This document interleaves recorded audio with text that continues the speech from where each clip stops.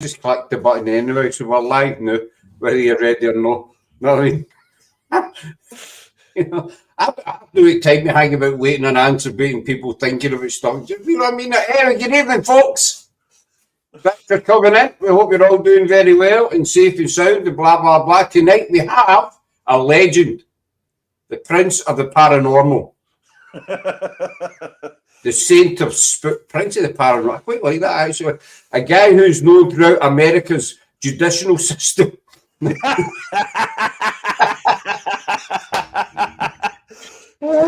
think I was going to say the paranormal community? No. There you go. He's well known to authorities. Well, it's Mr. Nick Mulae. No, exactly. Nick, we've taken another visitor there who's just walked in the door, who should be in bed actually by this time, you know. Obviously, that she's not. But anyway, we get Nick back with us. We've had Nick on a few times, but it's been a wee while since we had a wee catch up, bud. So I'll bring him back on, and he's always begging to come on. You know what I mean? Always begging to come on. There's if you want to put it that way, that's fine. Well, you did, didn't you? There's your friend down, Kate. Kate, if you want to come up, though, then if you want to come up, come on. Then I can throw you over the link, though, if you want to join us. There's Shani. You and I will talk later. Shani, Shani's got a thing about height. She thinks I'm a midget or something. I'm actually. I think I need to get a bigger cushion to sit on because I'm always getting called a little Scottish friend. You know what I mean? And I'm a good 6'7" when I'm standing on a table. Know what I'm saying? Oh, really? There's a lovely Laura. Evening, handsome. Hey, Laura. You're getting called to answer. I'm getting called Gaffer, and I need that ladder. I've got a big cushion. I'm sitting on a big cushion. You want to see it? See, there's my big cushion. Anyway, there's now somebody who is small, and I told her this last week, is wee Eileen from Phantom Seekers Paranormal. I have still got your pen, Eileen, that you gave me. I don't want to catch up with these. I'm out at the moment, but she's watching. Are you a leprechaun, Scott? Not to my knowledge. Not to my knowledge. I know I'm quite handsome in that, you know, perfection, porcelain kind of looks, but leprechaun, no, maybe a leopard, I don't know. Need more than a cushion. I'll stand up if you want, Shane. I'll probably pull the wire out my head for you, but no, I'm taller. Know what I mean? Anyway, enough of this shenanigans. We do not entertain humour on this channel. Know what I mean? We'll get Nick back. You know, so if you want to keep the insults coming, that's totally fine. I don't mind. We did a show last Tuesday, I think, with Rosie Cardy, who was up here for the week, and the insults were flying high at me, Nick. You ever feel like you're a target? You know. You know, in a way, I kind of do. I mean, it depends exactly what it could be, but you just feel like you're a target. You have like so much attention directly to you, and it's a little bit hard to describe, I guess. There's another need subtitles for Ouija. See, I'm from Glasgow, Nick, right? And people from Glasgow call Glaswegians or they're called Ouijas, right? And I think I said this on another show. We have a kind of language all to ourselves, you know, within the city of Glasgow. And if you Jeremy. Hey man, why you want to talk to Nick for? Well, you know, it's night. It's Tuesday night. I've nothing better to do. I've already shaved the neighbour's cat and brushed his driveway, so that's my evening's entertainment over. Do you know what I mean? So I thought I might as well talk to Nick. Well, but not only that, I also had the day off from work. So what else was I going to do? You know, and where I find my pen, if I can reach it because I'm that short, got it. So isn't it Monday? It's Monday over here. What is Monday? It's not Tuesday, it's Monday. That's right. What did that say was Tuesday for? It's no Tuesday at all, but I'm a day ahead of myself. I do apologise, folk. Happy Monday, Merry Monday, whatever the hell you want to call it. I don't care. I mean, anyway, Nick, before we were rudely interrupted, the Prince of the Paranormal, I do apologise. What we were saying about a target, you feel like you're a target at times. Yeah. Yeah. Yeah, like, again, just certain things like, all this need for attention and whatnot. Scott's a secret time traveler.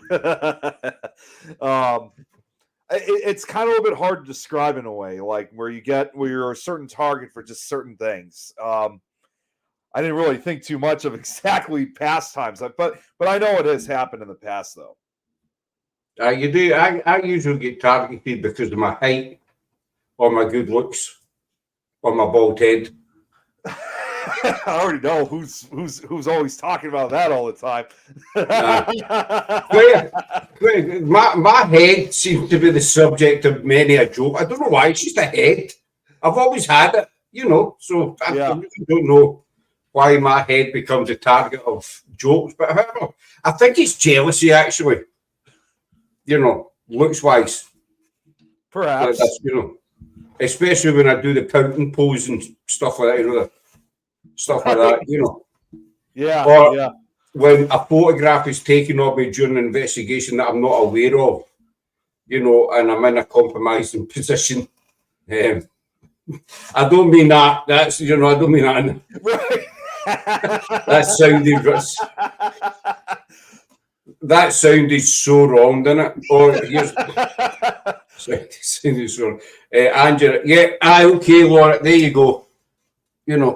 I do have a lack of growth on the top of my head, but my eyebrows seem to make up for it. Right, there you go. They grow. Obviously, something's going to happen in the future that I'm going to need big, hairy eyebrows for, so my body knows what it's doing. So I'm prepared. But I do try to keep them trim. A rare day off work, that's good to have. There's Mr. Thompson and Jeremy York. Nick's my hero. Nick is everybody's hero, Eric. Everybody's hero. Right? Apart from mine. The Jack Nicholson eyebrows. I don't actually know what that is. No, I don't. And Jeremy, I'm just going to say a shout out for Jeremy. I don't know why he thinks it's a rare day off. I always have Mondays off from work, Jeremy. Obviously he's not aware of that. Anyway. Here we go again. They're on fire tonight, aren't they? Seriously. I mean, and let's not mention the ear. Laura, you and you're only 2 minutes away from me, dog. Remember? Have a car. I could be at your house in like 30 seconds. Staring in your window with binoculars, seeing what you're up to. Don't forget it. That sounds weird. I don't do that, by the way. I don't look at people's windows with binoculars. I usually just press my face up against the glass. Yes, I seem to have an exceptional hair growth in my ears. A lot of men have that. I think it's a sign. It keeps your ears warm. I mean, so that's a bit. Keeps your. I couldn't remember. You couldn't remember my work schedule. I do that with you though. She does now. Laura stays about 5 minutes walk, right? 30 seconds in the car, Laura. Don't forget that. That was me trying to be threatening there. Don't forget it. I know where you live. But sometimes we've got a path that runs at the back of the house. I know you're not interested in this, but I'm going to tell you anyway. I'll listen anyway. You ever get that? And like you're talking to somebody, you can see the disinterest in their face, but you just keep talking because you know it's annoying them. Yeah, I know. It's happened to me in the past too.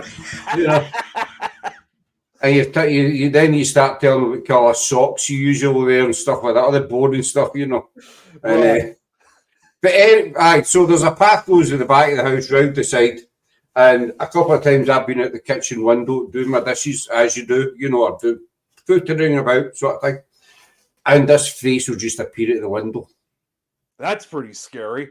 I mean, I I mean, if it just shows up, I mean, that should be considered paranormal then, because you didn't expect to see that. That should be considered harassment. No, paranormal, that's harassment. Or paranormal harassment. There you go. Pararas. Pararas. Yeah, we just invented a new one. Pararas. That's a good one. But remember, put the H in if you're writing it down, though. Otherwise, it'll be para-ass. Don't forget that. Always remember your H. Anyway, as you see, we don't have a subject tonight. We never do. You know, because we used to do topics, Nick. You know, we used to have subjects, but then we realised that we don't have a clue what we're talking about, basically. Right, you know, right. So now we just come on and chat. We used to do the 20 questions as well. That you did in your early years, you know, with a bit of paper and you read them all out, you know, if you were interviewing the Prime Minister or something like that, you know, but it's too boring, you know, and it's too far. And we don't do formal and posh and all that bollocks, you know, I think it's better if you just come on and just talk. Yeah, I mean, that's basically with, like, well, I think I've noticed a lot of the paranormal podcast shows, like, have been kind of doing the same thing. I mean, there are some that still try to stick to a topic, but of course, a lot of them try to be a little bit more flexible on most occasions. And that's kind of the case, like, with a lot of the shows that I co-host on numerous occasions. Did you do a lot of shows, don't you? Well, what was the question? I'm sorry. You cracked up my side for a second. Sorry, was that speaking in Scottish there? In a way. Of course, I mean, it's really no different than all the time. Yeah, see, like what Jeremy just said, Supernatural Talk. That's one of the other shows I do. I do that on Thursday nights over here with Jeremy and two others. We never stay on topic. We always, especially if we don't have any guests, because obviously when we don't have a guest, we just have an open mic chat and we talk about basically whatever at that point. So I don't know who that Facebook user is. So I've got no idea who that is. Can you put your name in the chat, please, Facebook user? You know how that made you sound when you said when we don't have any guests? It makes you sound so unpopular. I don't have any guests. I don't have any friends. You know. Hi, Wes. I don't know who Wes is. Oh, it's I decided to look at the actual live feed. That is Wes Coleman from Canada. Good to see you. Oh, hi, Wes. Thanks for joining us. Actually, what was I saying? I thought sticking on topic. I mean, I've watched some podcasts and I've seen this many a time. And they disrespect them. It's their thing. It's what they do, you know. But they stick to the one subject, you know, and they'll come on and you just want to go and dig up your granny, basically, as I always say, because it's more fun digging up your granny who's been planted for years, basically. Yeah. You know what I mean? And Facebook user, hi there. And they'll say, you know, they'll do tarot cards. No offense, everybody does tarot cards, but they'll say, oh, that's an archway. You're going to die. Oh, that's a unicorn. You're going on a long journey. You know, and you're looking at the door because your will to live just left the house, you know, so you're away looking for it, basically. You know, he's the biggest Scotsman. I'm the biggest Scotsman in Canada. Oh, look at that. Jeremy just provided the StreamYard link, so that way Wes can show himself. Thanks for doing that, Jeremy, because I don't have a clue how to do it. So, you know, I don't. I really don't get. I don't get them either, though. It's something I've never understood. You know, you get people say I'm trained in tarot cards, but Sarah bought a pack of tarot cards, and you get a wee book with them. Oh, really? Okay.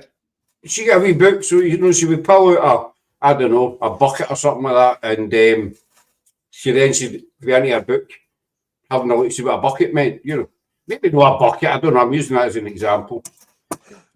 And there's the lovely Jem from an Australian side. There she's there. Look at the smile on that face. That would melt an iceberg, wouldn't it? That would melt an iceberg. I think that's the saying.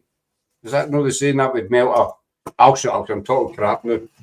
See, and I'm going to respond to also what Eileen said about tarot cards. I haven't necessarily used them myself. I've been with a few people who have used them on me. And I guess in spite of all the years I've been in the paranormal field, I'm still kind of getting the understanding, still trying to learn a little bit of how tarot cards work.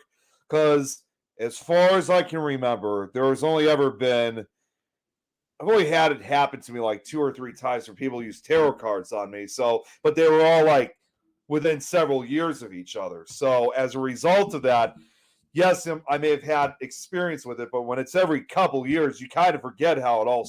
You don't really get the education that way. It's like you kind of have to be kind of exposed to it on a regular basis. So I'm still trying to get the understanding of how tarot cards work. It's never something. I've known a few people that do it. Irene's using a big word there. Tarot cards have a fair ground telling connotations. I've got no idea what that word means, so I'll just agree with her. Right. For me, we met Eileen last week in Edinburgh. We went to Greyfriars, and sure, fabulous would be Phantom Seekers Paranormal. She's part of, and James Hectic Paranormal. She's also part of us. Aye. And I give Eileen means tarot. When you talk about tarot cards, you tend to think fairground. The wee sort of square tent and the woman in there with all the bling and that on, and she's pulling these cards out, telling you you're going to meet a handsome stranger and you're going to have 10 kids, you're going to win a fortune, all that, bollocks, basically. Yeah. I went to see one in Blackpool.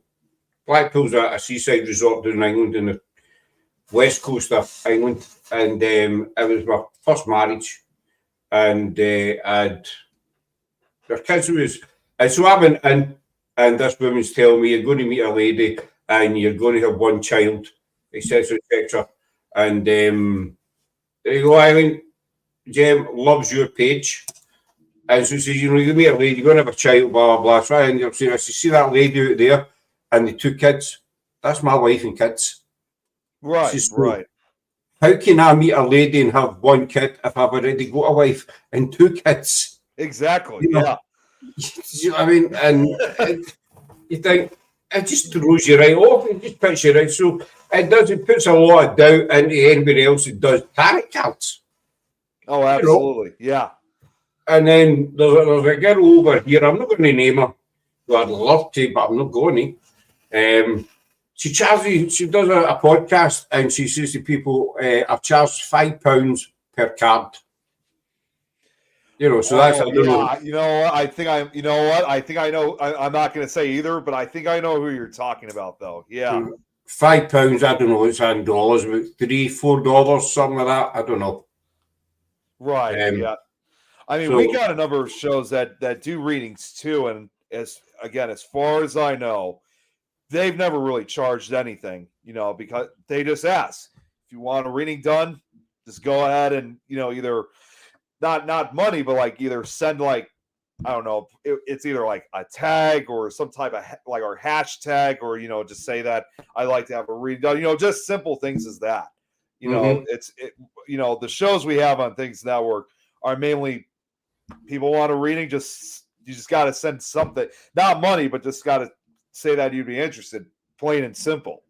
I take an interest, but Eileen said, I don't agree with folk making money like that. No, we don't either, but that, that everybody's got their own kind of way of working, basically. You try not to say too much because because you get slated for, I don't care if I get slated, actually, who cares? But people take offense very easily these days, Nick, don't you think? Oh, geez, 100%.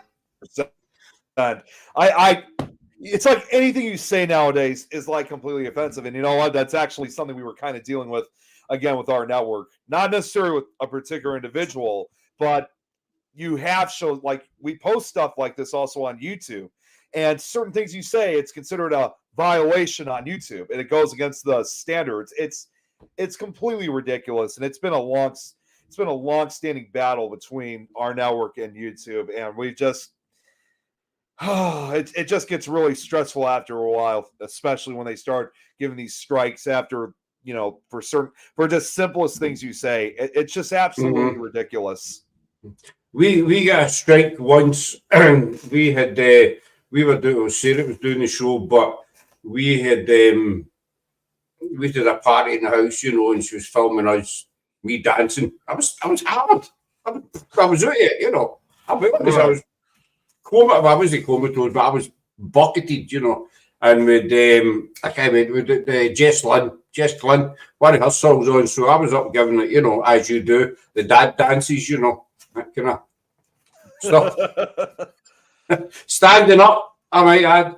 And so Sarah done a show with a few of the girls, and she played this video just to show, let's take the rip out of Scott and the guys, and she played this wee bit of video, and we get a strike for it. Really? Oh, that's ridiculous. For God's sakes. We get a strike for that show because that song was playing on a video in the background. I don't remember who it was. There was a guy who had that same issue too. And he originally uploaded this video, like we're talking several years ago. I don't remember what the video was, but I think it was uploaded back like in 2016 or 2017. So we're talking a good number of years ago. And just last year, they got flagged for it and got the strike saying, oh, yeah, this music is considered copyright or something like that, even though the guy said that this was not his music, no copyright intended, and Facebook allowed it back then, but now all of a sudden, not anymore. It was just, I couldn't believe that they were even going after old videos, too. We've got a TikTok, and I do all the TikToks, and I've done some at Christmas time. I like to get into Glasgow and take photographs of the lights and put them on my TikTok. And so I've done 2 or 3 at Christmas time. And it was about 4 weeks ago or something, I noticed it came up, song removed because of copyright purposes. So, well, if the song's on TikTok, you should be allowed to use it. Yeah, I mean, for the most part, most people are really just using it for entertainment purposes. They're not claiming that this music belongs to them. That's what I always have to say every time I've gotten flagged for it, is just, I'm just using it for entertainment purposes. I'm not saying this belongs to me in any way, shape, or form. It's totally bizarre, and you really need to watch what you're doing and all the rest of it. But then on the other hand, there's these other clowns that come on and they get away with everything. How you doing, buddy? Hey, Wayne. These clowns come on and they get away with everything, and then you get, we team like ourselves and stuff like that, just normal people, no cabbages, and we get flagged and striked and all the rest of it for doing what we do. And you get these folk that come on and claim to be or sort of this. I'm going to come to that in a minute, just when I put up that comment about snowflakes in the paranormal. By the way, folks, this isn't a bitching live. It's just I know it's kind of going that way, but so that, do you know what I mean? There are a lot of snowflakes in the paranormal. But so you get back to the tarot cards. This lady, this individual, she charges £5 per card. See, this is the problem. I'm probably not the first. Well, no, I'm definitely not the first to say this. Take care when he's going to do Dark Mirror show. So I'll see you later. No, wait, not this week. I forgot. Lois is doing a special show this upcoming Thursday, but it's going to be a ladies' night. Just going to be her and Rosie. So Wayne and I got the night off, or the day off for me in that case. But I was going to say see you later this week, but no, next week. That's when it's going to be. Wayne, he'll see you next week. You got a wee bit muddled there, was there, but he will see you next week. All right, I'll sort it for you next week. All right, next week. No, what I was going to say, though, was, it's ridiculous. Again, I know I'm not the first to say this, that there are so many, well, maybe not so many, but there's just a lot of different investigators in the field that are just doing this for the money. And to me, it's just, that's something I don't approve. Just like 2 months ago, and this was actually the first time I've done this within several years. but we did a residential at a I'll just say an undisclosed location somewhere up in Wisconsin. I'm just not going to say exactly where. And like I said, this was the first last time I've done a residential was back in 2017. So it had been a number of years, kind of relearning how to do a residential all over again. And when they contacted us from the time that we were there until the time we left, we never asked for anything. No money or anything. And Jeremy would say the same thing, not just for the Things Network itself, the actual Things crew, because I actually run the Things chapter of Illinois. And I've always said many times, I've said this on a lot of shows, I always say we never charge. So, it's and Eileen's right about that. See, the last time that we did a residential, again, this was with a different team. We didn't ask for any money either, but after with what we were done with it, they came up and tried giving us money. Now, I would just simply say it's one thing if the family's insisting and wants to pay you just, because it's their way of saying thank you. But it's another thing, however, though, when you're asking for money in that case. But even if they do offer money, we still don't accept it, because that's not what we're there for. Because just like a lot of the rightful-minded investigators and groups, we're going to help these people try to figure out what the problem is over at their homes. That's right, exactly. I mean, we don't ask for money. We never have, we never will, because we just do not believe in it. I mean, this individual's lady again, she was putting, I mean, she's as brazen as hell. She was putting up posts. I read one of her posts saying she wanted to take driving lessons so she could get a car to go out investigating. But she was asking people to pay for them. Right. Will you send me money so I can get driving lessons? She was asking for money to buy, I need new equipment. Will you send me money to get new equipment? And you think, what the, do you know what I mean? Gives us a thank you's nice and thoughtful opposed to charging. I mean, we don't do private investigations, whatever, we never have. But if somebody was to come up and say, right, there's £60 for doing it, and they were insisting, I would say, look, if you cover a fuel money, if it was a long trip, if it was a long drive. If it was like a really long drive, like say for, what, I'll even give a perfect example, because my chapter represents, in this case, the state of Illinois. Like, let's say if someone was calling for us for help and they live down in like southeastern Illinois, and obviously I live in northeastern, which is like getting down from northern to southern Illinois would be like a good 6.5, 7 hour drive to get between that, because we're talking almost 350, maybe even 400 miles, in fact. So, given that trying to get down there would be quite a drive. I mean, yes, I could for making such a long drive like that would be understandable that they would want to insist giving money to, cover the gas prices or, like whatever else the case. But other than that, we wouldn't really be asking for it, for the most part. But it would still be nice though, like if they actually, that's the only real rare exception. Like if they were insisting giving it to us as if to cover not only just on the way to get there, but also getting on the way back. Aye, because fuel, I don't know what prices are like in America, but over here, some places just ridiculous the price of fuel, Marvin. So if they were just to say, right, you say, right, give me money for petrol, and that's it. Call it a night. I'm not taking anything for doing what we did. And because I look at it, this might sound stupid, but it makes sense in my head. So that's what matters. What we do, we love what we're doing. It's a passion. It's a hobby. And we love doing it. And it's the same kind of thing as if you get somebody who's into model train sets, right? That's their passion, and they start saying to people, "Going to give me money so I can buy another train." Right. That makes sense. Yeah. That would be a different story to begin with. Like when they were asking. There's also another good, and I've said this on multiple occasions on other shows. There was actually, for me and for a lot of others, who actually know, who actually are doing it the correct way. of trying to help people out when they have problems at their homes. And I still remember hearing this, but there was an interview actually from, I think it was from the early 80s, I believe. It was of Ed and Lorraine Warren.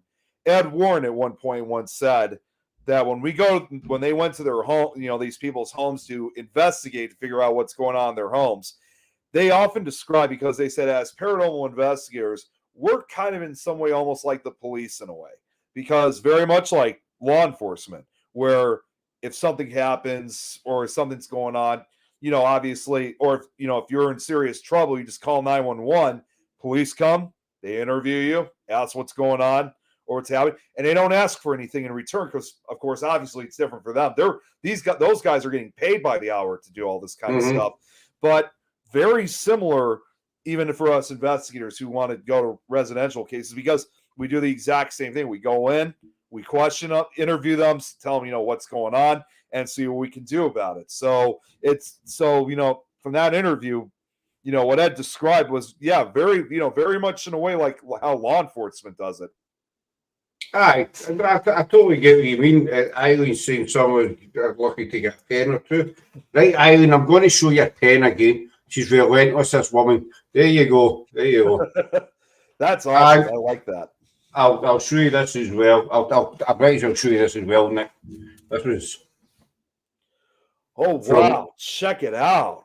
That's from. I actually won that. That's Eileen there. You can see the height difference with the rest of the team. That is just amazing. That's little Eileen. So we met her last week, and she's an amazing wee woman. I say wee woman, but I actually won that. They were doing a raffle before Christmas, and I picked a look. I'd never won anything in my life apart from this stupid big lamp when I was a kid, at a school kind of fair sort of thing, and I won this big, massive lamp. Disgusting, actually, but I thought, I'm like 13-year-old. I thought, what the am I going to do with this? So I gave it to my mum because I didn't like her, I was in awe. We tend to refer our residential cases on. Hi, Nigel, buddy. The residential cases, the private conveyances, we don't do them. We never have. But it's when you get these people that go in, and there's former friends of ours, shall we say, they started their own team and they were advertised, we'll come and we'll investigate and we'll cleanse your house. Right. They couldn't cleanse a house with a duster and a vacuum cleaner, these clowns, but however, we'll come in and we will cleanse your house. And then all of a sudden, the whole lot of them turned into mediums. Overnight, all the team were all mediums and all the rest of it. It's when you get these kind of people and they'll go into somebody's house, now it could be an elderly lady, an elderly man, couple, and they go in and start saying, there's something negative here. Definitely demonic. We need to come back, And what these idiots forget is they leave that house, they're leaving that couple or whoever it is in that house, and God knows what's going through their head, because they're obviously they're going to trust and they're going to believe what these clowns are telling them. And so these people go home and this wee couple sitting in their house thinking they're scared to go to sleep or do it. Yeah, they're scared out of their minds. Yeah. And I remember one story years ago. I read there was a team went into a house and they charged about £500 and they says there was something negative here. We need to come back and do another investigation, cleanse your house and what have you. So the couple paid them about £500, whatever it was. God. But then the couple got another team in. It was just a couple, a guy and a woman they get in, and the guy says to them, what time does this happen at? And he says, it usually happens, for example, 10, I can't remember the exact time, but say 10 o'clock at night, it happens. And the guy says, what time is your heating set for? Is your heating on a timer? And they says, he says, what time does it say? He says, 10 o'clock. He says, go and put your heating on. And they went and put their heating on, and they heard the noise. The noises. He says, there's the noise. It was the pipes in the house. heating up. Right. That's what was causing the noises and stuff like that. You know, I actually was just talking with someone actually yesterday, ironically at my work, because she told me basically that she woke up and she saw a shadowy figure standing in front of her bed. Now that does sound believable.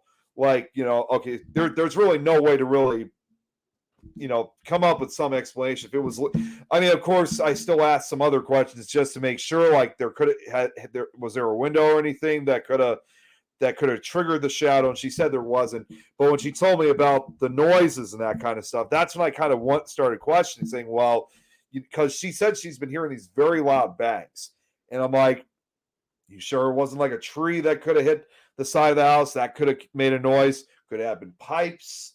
Could have something fallen off, or even fallen off a tree that could have.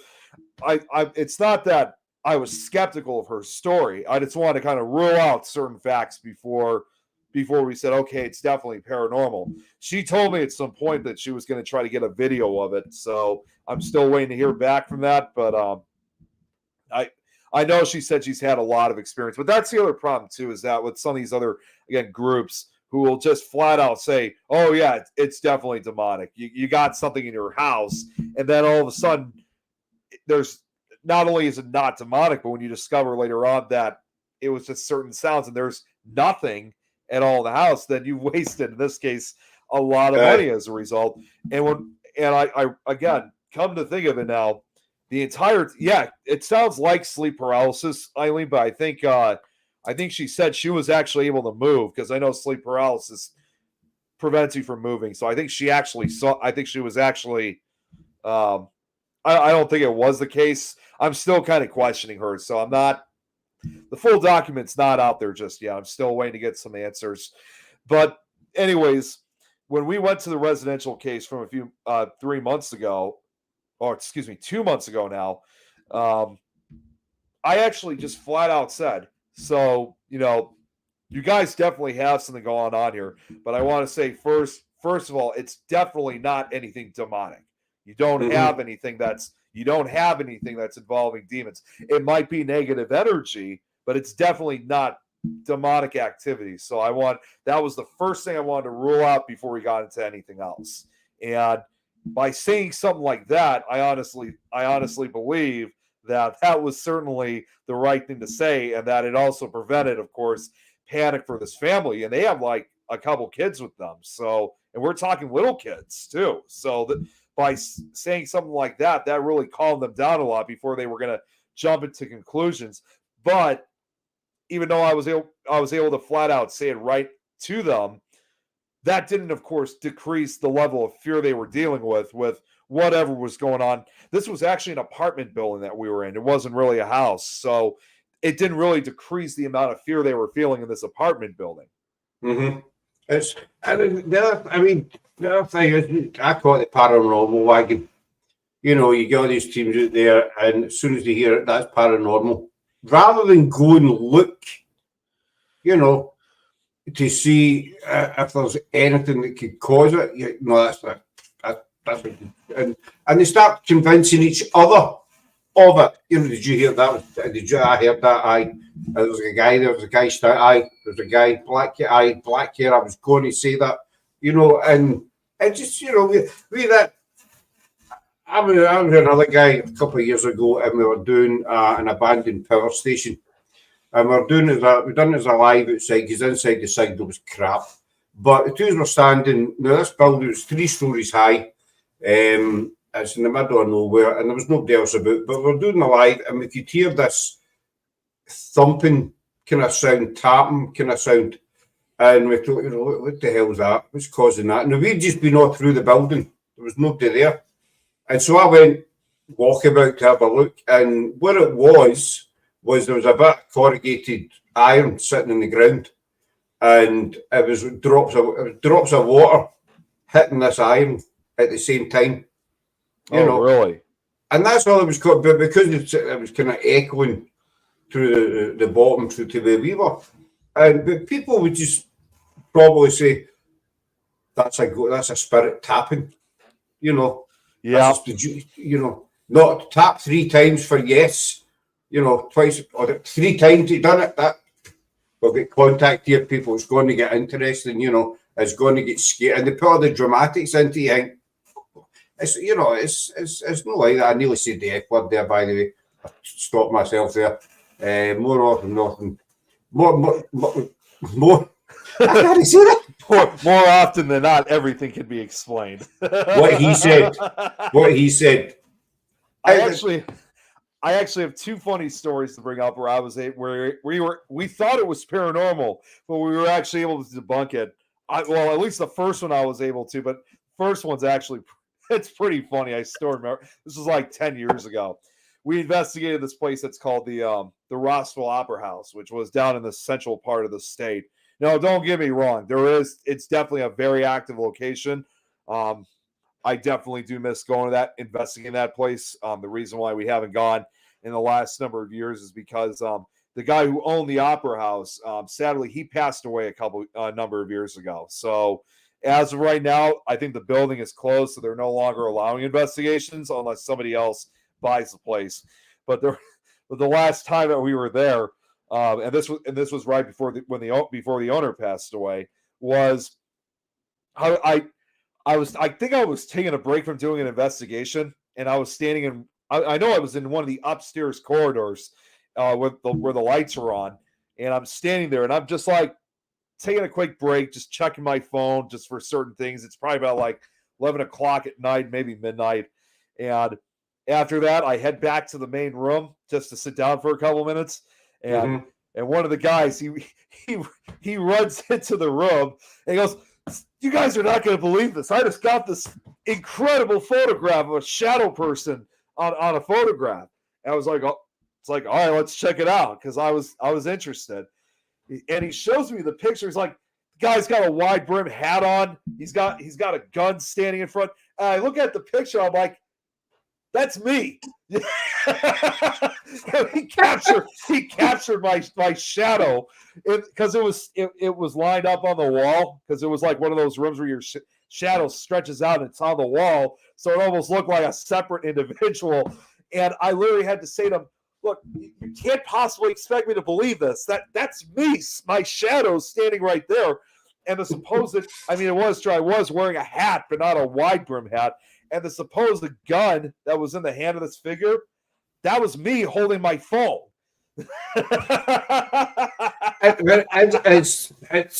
It's weird how people can misinterpret photographs. We've done it ourselves. We've done it.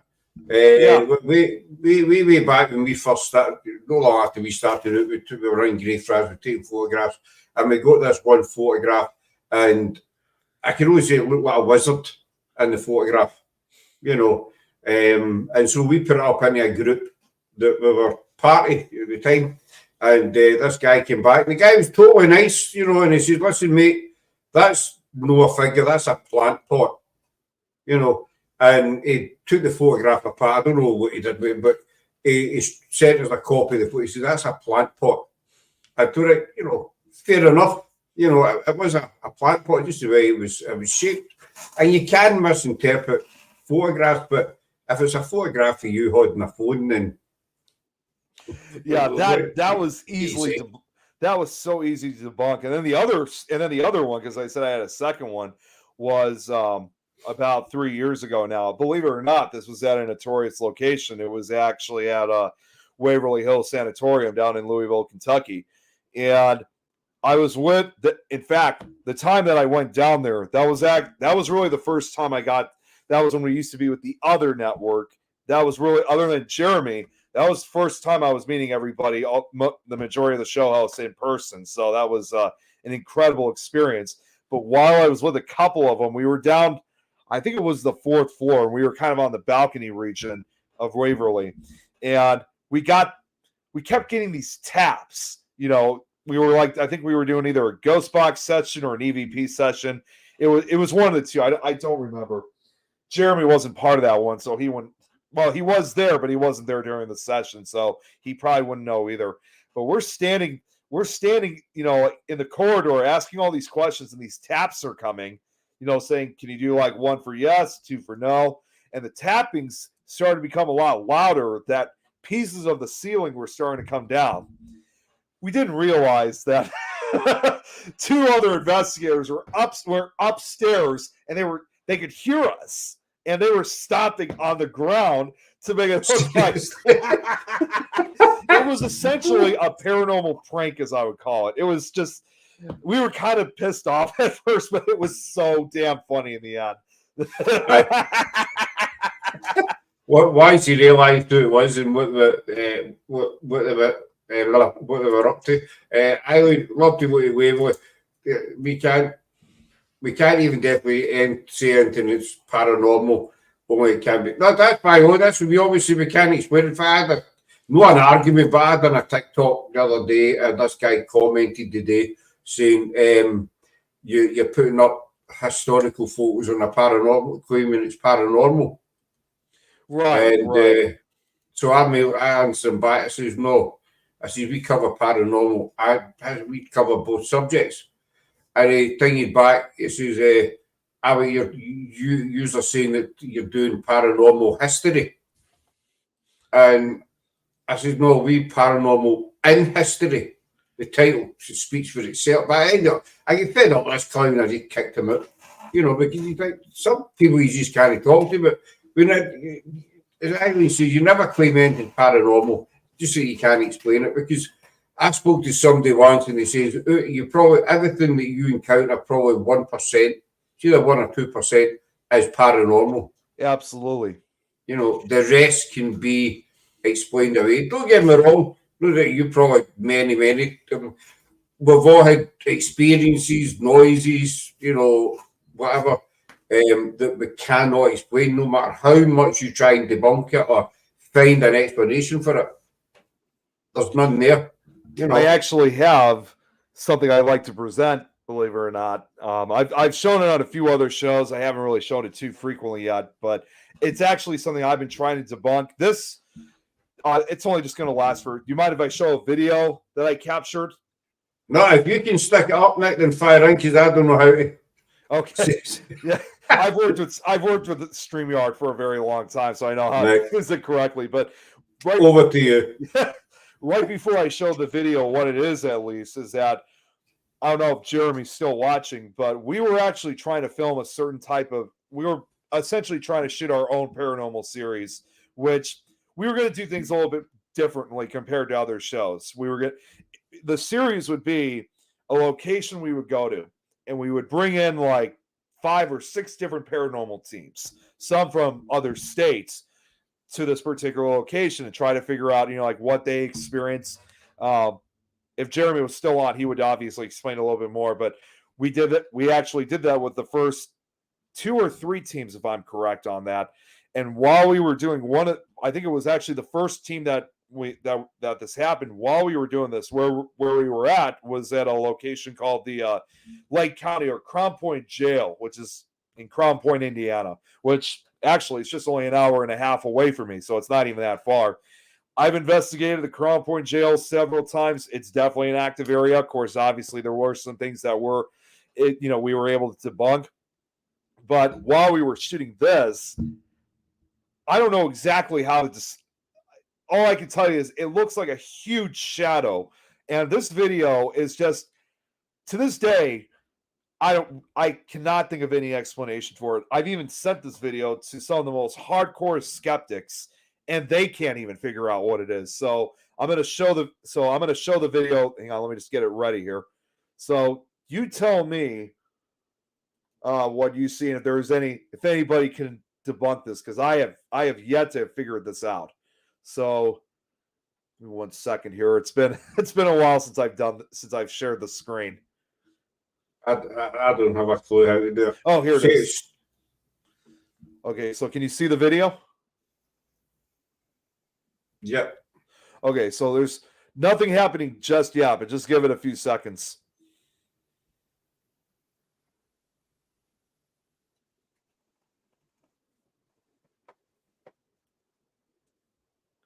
Oh, I'm just going to pause this real quick. So just before this mask shows up, it looks like there's a light in in the room, there actually was no light. That was just from night vision cameras.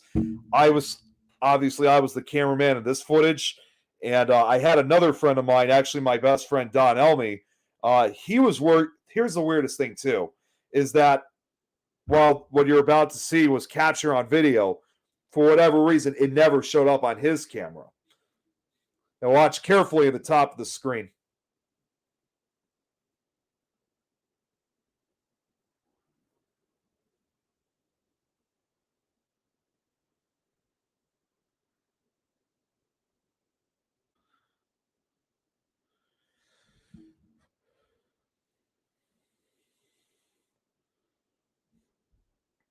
And I might have went a little bit too early, but it'll show up any second.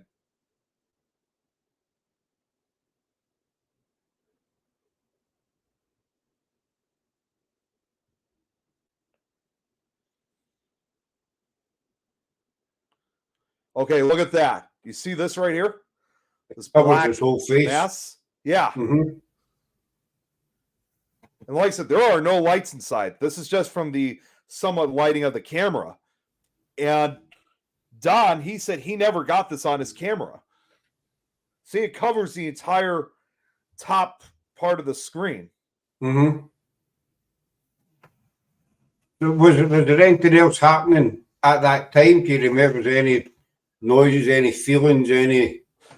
No, actually, here, I'm just going to rewind it because you did see, because some people asked, well, did you ever point it to the ceiling? I actually did. Let me just pause it when it does.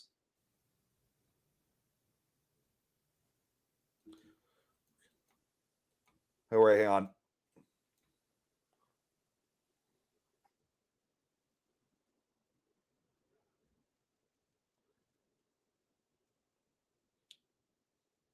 Yeah, and it stays on them for like a full minute.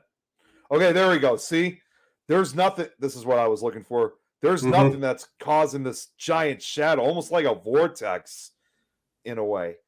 It just literally came from the ceiling, but wait, it gets more interesting though after when it eventually disappears. Hold on, give it just another 30 seconds.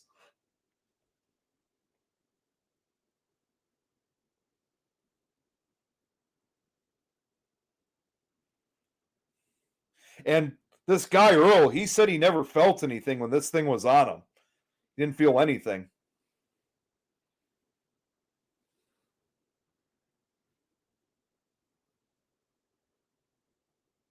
Okay, so you see it just retracted, right? Hold on a second. This is where I said this is where it gets interesting.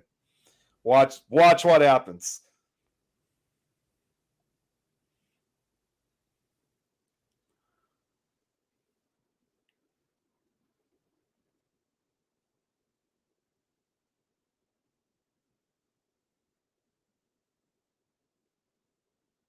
Look at that. It comes back.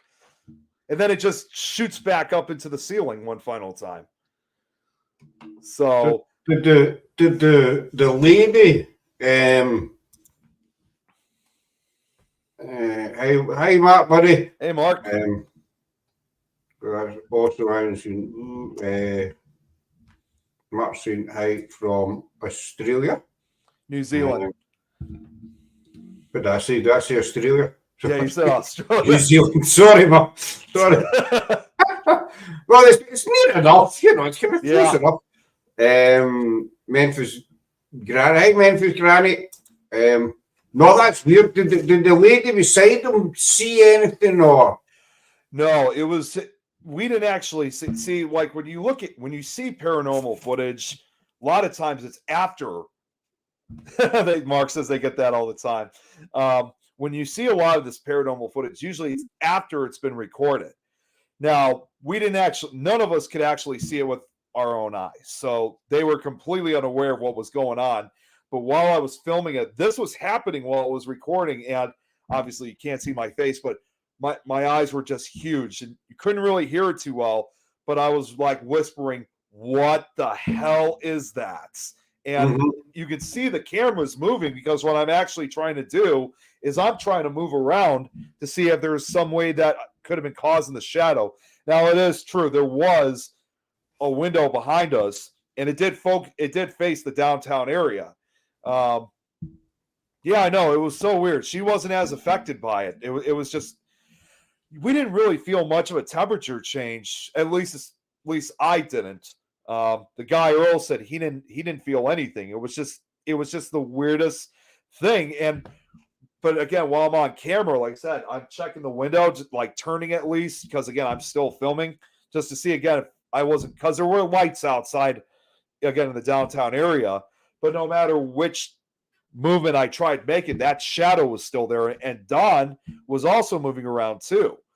So we knew at that point that it was not our shadows. And like I said, there was not really any lights. I think there might have been a light actually, because now that I looked at the footage, might have been on Don's, but he was kind of more off to the left side of where I was standing, and even where he was standing could not have caused a shadow like that. And at one point I turned over to Don saying, Don, are you getting this right now? There's something right on top of him. And I look at his monitor, and there's nothing. There's nothing on his monitor, but there was on mine. It was so bizarre. And all I could just the only thing I could really say is that it just looks, as you saw, it was just a black mass. And we have no idea what that was. I mean, we go down after when we took a break, we go downstairs. I show them the footage. I'm like, you guys are not going to believe what I captured. Please tell me you can debunk this. And again, that night, no one could. Jeremy even gave me a pat on the back for capturing something so extraordinary. It was more a block match rather than specific shadows. Do you think it was the first time it came, it came down to the guy? You think it was maybe somebody coming in having a nosy, wanting to know what you were up to? Possibly. Well, the person that the lady that was asked, because she did ask, saying, "Do you want?" What was that? She asked something like that. Hang on one second. What was it that she asked? I'm just reviewing the audio. She asked a certain question, and then really not long after that, that's when this mass showed up. As it's maybe come into. She said something like, the only thing I could find was that she said, "Is there anything you'd like to tell us?" or something like that. So it could have drawn its attention, but again, we absolutely have no idea what that was. And like I said, I've approached a lot of skeptics about it. And again, a lot of these guys that I've shown this footage to, they've been, I hate to use the term, but they've been experts in debunking certain types of footage or audio or photographs. And like I said, they couldn't debunk this. They were asking me all the questions, like saying, "Well, you sure it wasn't this or wasn't that?" And they were like, this was really one of the few times where they were absolutely sure of saying, "I don't know what this is." Mm-hmm. And it's when you get captures like that you get this buzz, because you've got something, you don't have a clue what it is, but you've tried every means to debunk it, and you just can't. You can't explain it, and you think. There was even some people who've suggested that I should send the footage off actually to Paranormal Caught on Camera, because ironically enough, I actually showed this footage to two of the guys from the show. I showed it to Brian J. Cano and Aaron Sagers, if I'm saying his last name correctly. They told me not only to send it they were the guys that actually recommend me sending it, but not only were they suggesting about sending it on the show, but also to send it personally to them. So I haven't been able to do that yet, but I will when I haven't, because again, my schedule's been so busy. But when I do have a chance to have some open time, I probably will send it to all three destinations. Although that doesn't mean, of course, my footage would be featured on that show anytime soon, because Brian and Aaron did reveal to me that they get a lot of different pieces of paranormal footage, and a good majority of it, unless they make another season, will probably not make it onto the show. So, although of course I know it's been so popular, there's probably going to be several more seasons. So, by sending it, it probably could make an appearance, but who knows when that's going to be. So, either way, it's an incredible piece of footage, and that was my first time I ever actually captured something on video.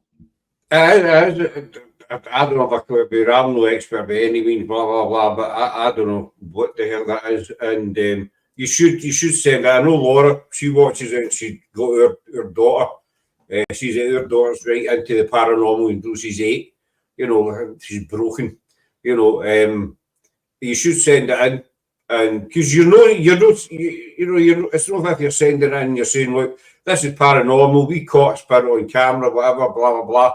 You just send it in saying, you know, and then for they two guys to tell you personally, look, send it to me. I would fire it away and see what happens. But it's when you get something like that and it goes round and round in your head, what could it be? What could have caused it? And you just cannot figure it out. I mean, we've had a few good captures, you know, over the years. One of our first big ones was we did a place called Caldwell.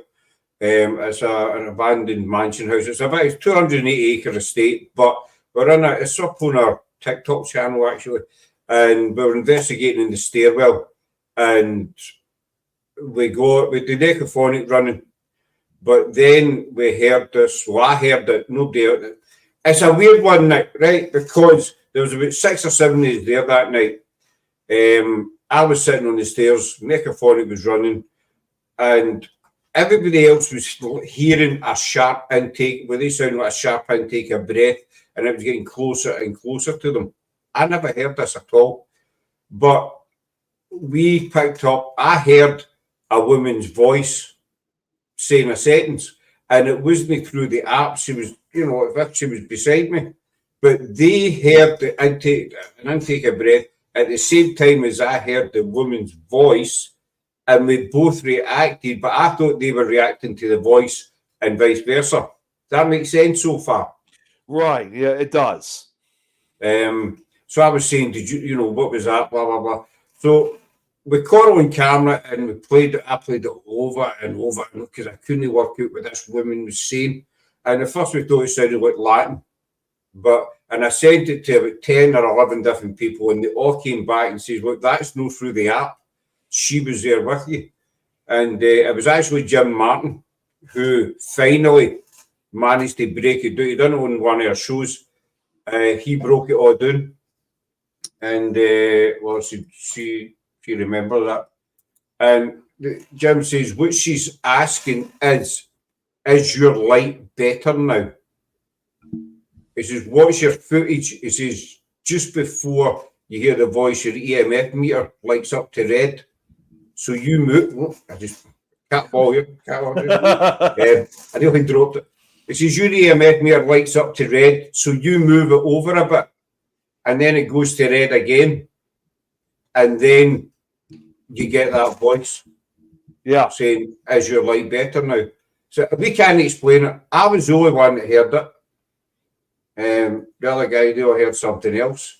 And it's bits like that you catch on camera, you know, that you just can't debunk. You just can't. And also, if you think about it too, because, and this is actually, you know, I've been saying this for a lot of people out there who are newcomers, who want to get started in paranormal investigating, that when you get started, you know, people are always under the assumption that, well, if you start doing this kind of stuff immediately, you're going to get evidence like snap of a finger. And that's just not how it works. You know, no. In the case with the footage that I captured, you know, I've been doing this stuff now for almost 20 years. And it wasn't until 3 years ago. I mean, before then, I had never captured anything as extraordinary as I did. I may have captured disembodied voices on a digital recorder. And hold on 1 second. Big ol' Tom's in the house. He's an awesome guy. He also, hey, Tom, I should give him the shout out for this because he has a YouTube channel. He's not hugely into the paranormal like we are, but I will say though that please go to youtube.com/This Is Tom's World to subscribe. Go and, no apostrophe. Go and give him Go and give him a look up, folks. Warranty was an ex. I say there was an intake. It was an exhale of breath that we're hearing. Anyway, carry on, buddy. So, but yeah, it's like up until then, I never really captured anything as extraordinary. Maybe just some EVPs, but nothing to that. So, again, working 20 years here, finally 3 years ago at year 17, that I finally captured something on video. So that was unexplained. So capturing such certain types of evidence like that. So I think Jeremy was the one who said this, or somebody else did. I don't remember who it was. It's no different than like when you're going fishing. You're just sitting and waiting for a good catch. Yeah. Okay. So you know exactly what I'm talking about. That it's a long wait. And if you don't get it, you just got to hope for the next catch. And I guess for that night, I guess I happened to be, I guess I picked right. And we picked right. Or maybe whatever was there, they picked right. No, I've seen the fishing thing many times. As you can throw your hook in the water. I don't fish, but you can throw your hook in the water and it's doing the fishing bite. I always say, you know, we're not a big tech team. We never have been because we're more. We spent many hours spent in cold dark. Exactly. Totally exactly. We're no offense to people who use tech. You know, that's their thing. What they want to do. But we're not big on tech because we believe investigating is more basic than, you know, all the technical jargon. Because in my mind, spirit is you could get a guy standing with a £400 or $400, you know, SLS camera, REM pod, whatever, and you've got somebody standing next to him with a ball. Spirit doesn't care how much you've spent on a brand new camera. But they're more likely to go for the guy with the ball because they know what a ball is. And you know, old school. Yeah, old school is better. Yeah, and I mean, I've often said for any newcomers, like again, if they want to use like to get some basic stuff, like let's say if they wanted to get like a recorder, for example, I've often told them. Again, I'm not the first to say it, I have said that you don't need to spend like $400 or $500 on the most expensive digital recorder. I would just say any type of digital recorder is fine. It's no real difference. You could probably even use your own phone to record. I mean, phones these days have got everything in it. I'm no tech guy, but I mean, phone does. That's what I always use. The phone does everything. And you know, Laura uses her phone, the voice recording her phone, and she picked up some cracking EVPs. We did 2 investigations last week, and she's recorded, I think, 6 or 7 different bits. So we're sort of listening to that. But she says she's caught quite a few things on it.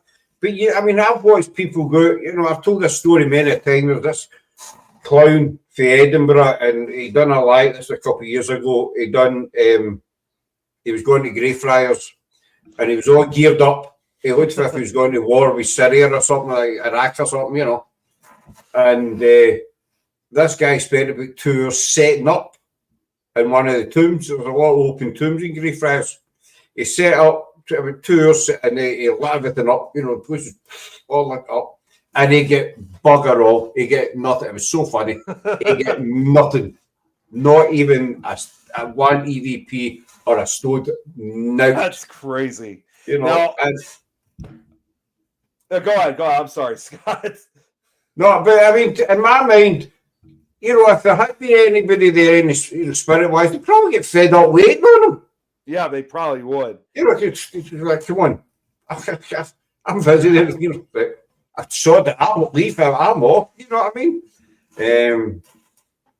Now, I will be honest. I mean, I do have a lot of that equipment too because I collected it over the years.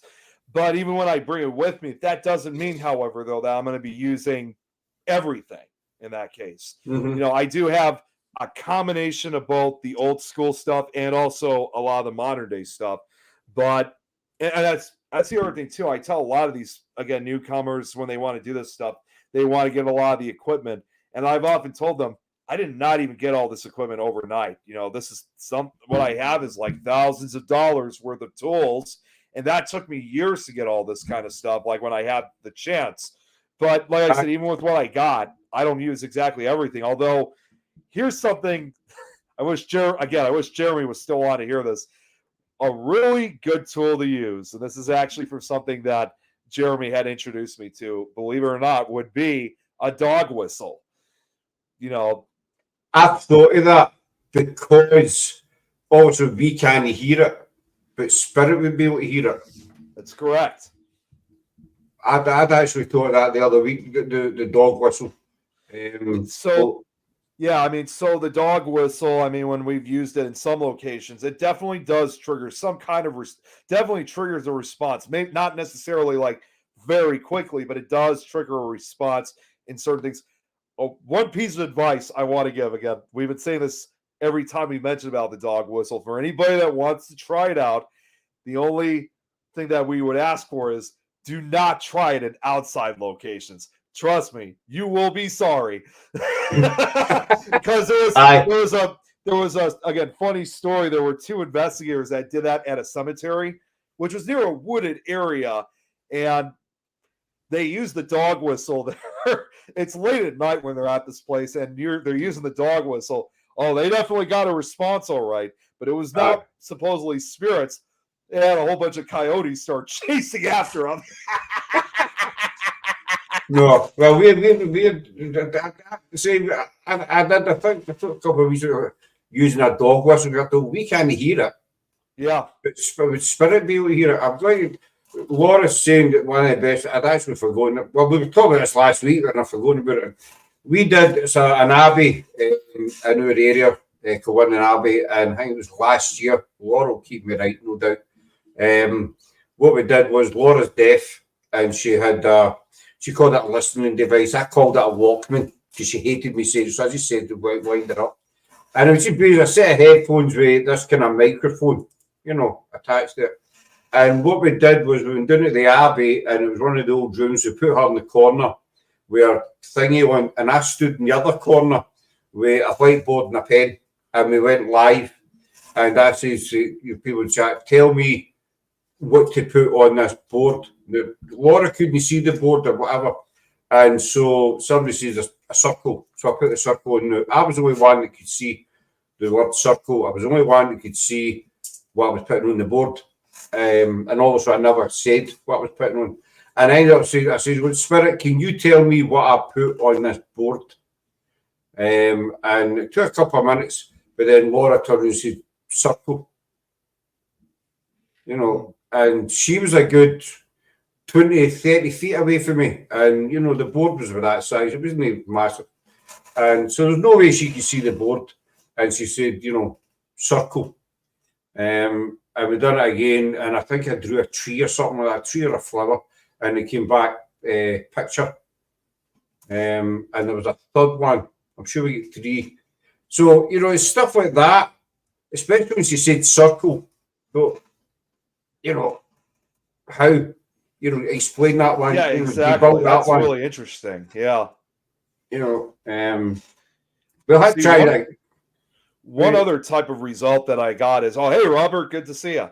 One other good result that we had, it was, it would have been great if we were able to capture this on video or photograph, but I will admit, what I'm about to bring up, it's actually really terrifying.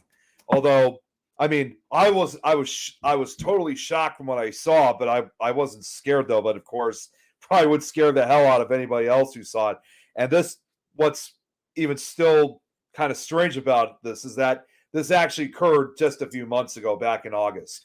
We investigated this location that's called the Holy Cross Abbey, which is located in this time in Canyon City, Colorado. That was when I went on that huge trip, back then with Jeremy, Adrian, and a number of other members of a few others from the Things Network, an actual Things team itself. And the Holy Cross Abbey, I mean, it has somewhat of a dark. At first, it was kind of like had the normal history, what you would expect, like a Christian abbey would be like. But in some cases, it did have somewhat of a dark history itself, because, not to get too graphic, there was actually a priest that was there who was a child molester, and he's actually buried on the property, which is unusual for a priest to be buried in the same cemetery as loyal priests are. Usually they're removed immediately. But I think what this priest did definitely unleashed some type of dark energy on part of the abbey. And that's probably what I think what may have happened to me, along with another investigator named Jan Lynn, who I'm also real close to, who I've actually spoken with on many occasions. And we were told, like the different ghost stories, but we were also told too, and this is probably where this dark energy manifested, was that we were also told that supposedly there was some type of creature that lived in the abbey somewhere. And you probably heard of this. It actually started off as a creepypasta legend, believe it or not. Supposedly there's also the rake. The rake is said to supposedly inhabit this. You know what the rake is, or you ever heard of it before? Or? I've not, no. So the rake, like I said, it started off as a creepypasta story at first, but now people actually believe that people have said they've actually reported this creature. It's often described as a large humanoid type creature. It's often in the story they say it's described as either like a naked man or a large hairless dog of some sort, easily over 8 to 9, maybe 10 feet tall. It has like pale white skin, and its hands, though, its most notorious feature is these long rake knife-like fingers it has on both hands. Hence the name, the rake, because they're rake-like fingers. And it's said to be extremely aggressive. It obviously has some type of intelligence. Essentially, it's like a night stalker, if you will, because it attacks people usually at night, especially while they're asleep. But but it's not just like a creature that just breaks in, if you will. People have actually encountered it in other areas. And again, I think that's what happened to us, because we were on the, I think we were on the 3rd or 4th floor of the Abbey. And no, wait, actually, no, let me take that back. Before that, we were in the chapel of the Abbey, which, by the way, the Abbey, it no longer runs as an actual church. It's a historic landmark. They've opened up for paranormal investigations now. And while we were sitting there, I don't know what it was, but the first thing that happened was I felt this horrific stabbing pain in my stomach. And I thought to myself, could I have eaten something that was starting to make me sick? But then the pain actually got even worse. It was like, it's hard to describe, although the only thing I could really think of is it almost felt like as if someone just like grabbed hold of my stomach and then just twisted it as hard as they could. And I had to get out of there. And a few minutes later, I mean, I was better. And then I went back into the chapel because they were doing a ghost box session. And I started feeling that same pain again. And it was even worse. And it got so bad that, I mean, I know it seems a little cliche, but they actually had to put holy water on me to protect me from, because that's when they heard about what happened, they realized I'd been attacked. And they wanted to put this, holy water to protect me, whatever was basically grabbing onto me. But whatever was there that night did not seem like it was going to give up, because that's when it eventually showed itself. So now, when we got to the 3rd or 4th floor of this Abbey, I just had this feeling like as if something was watching us down the hallway. And I looked down the hallway along with the other investigator, Jan.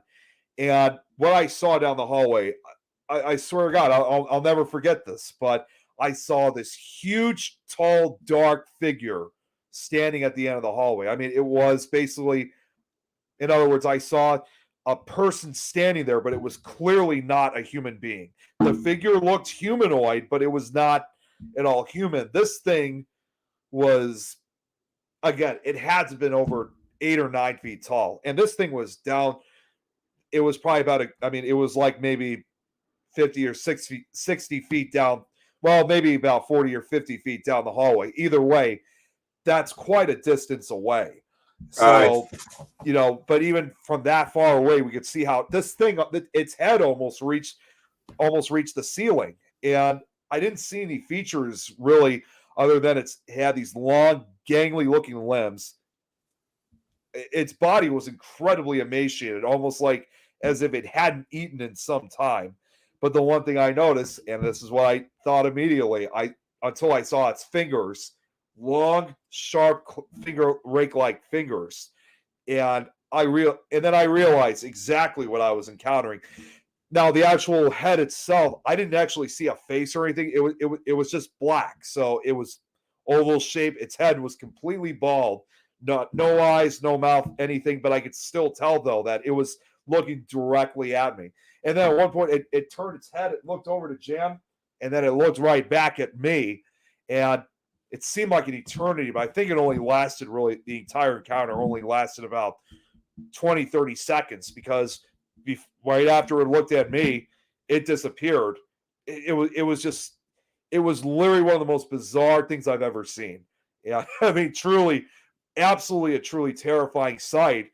Although later that night too, and this happened to me for the rest of the course of the investigation. Even when I went to sleep later that night, I started having what I would call like a recap dream, if you will. Mm-hmm. And it was almost like as if I was sitting in an area of the chapel and kind of watching what was happening to me earlier that night, in the chapel.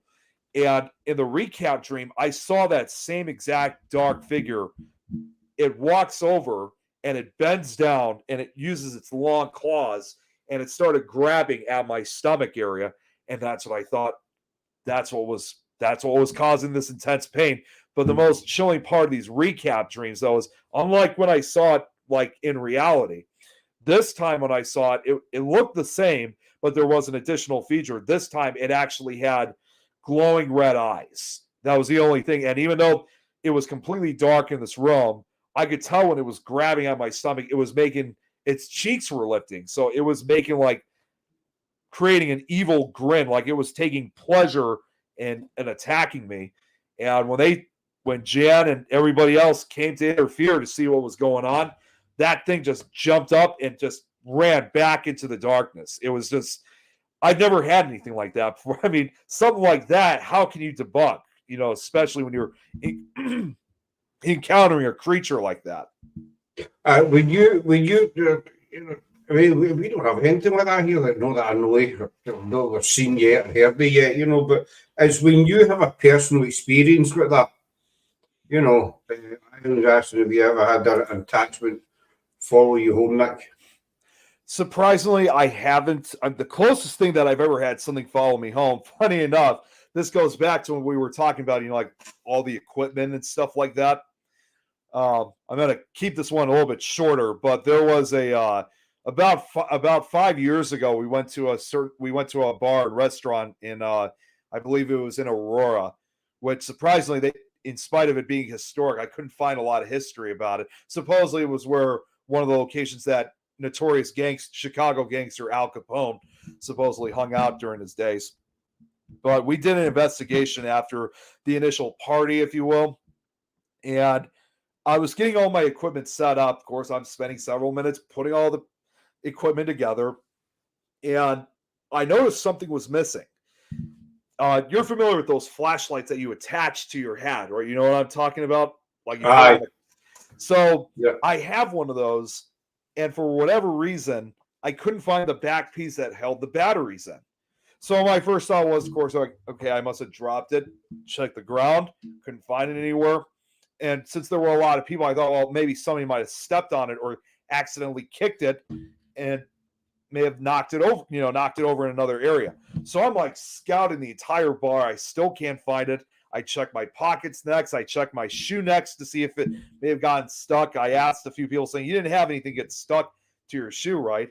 Nobody. I mean, I literally turned this entire restaurant and bar upside down. And it was so weird. I could not find the piece. It was literally gone. And I checked the toolbox. I checked all the pieces of equipment to see if it got stuck. It was like as if it never even existed. We still had a successful investigation, but later that night, when I got home, right before I was going to go to sleep, I hadn't gotten all the pieces of equipment yet, so I had to take apart all these batteries and take them out so the acid wouldn't leak onto the tools. And I'm sitting on the ground. I'm sitting on the floor in the kitchen doing this, and then at one point I had to get up. I think it was either to get some water or something like that. I don't remember what it was. But then something compelled me to turn around, and I looked down, and there was that missing piece. And And trust me, I checked to see if maybe it got stuck on my pants before and it wasn't there. It was almost like as if it was saying, here you go.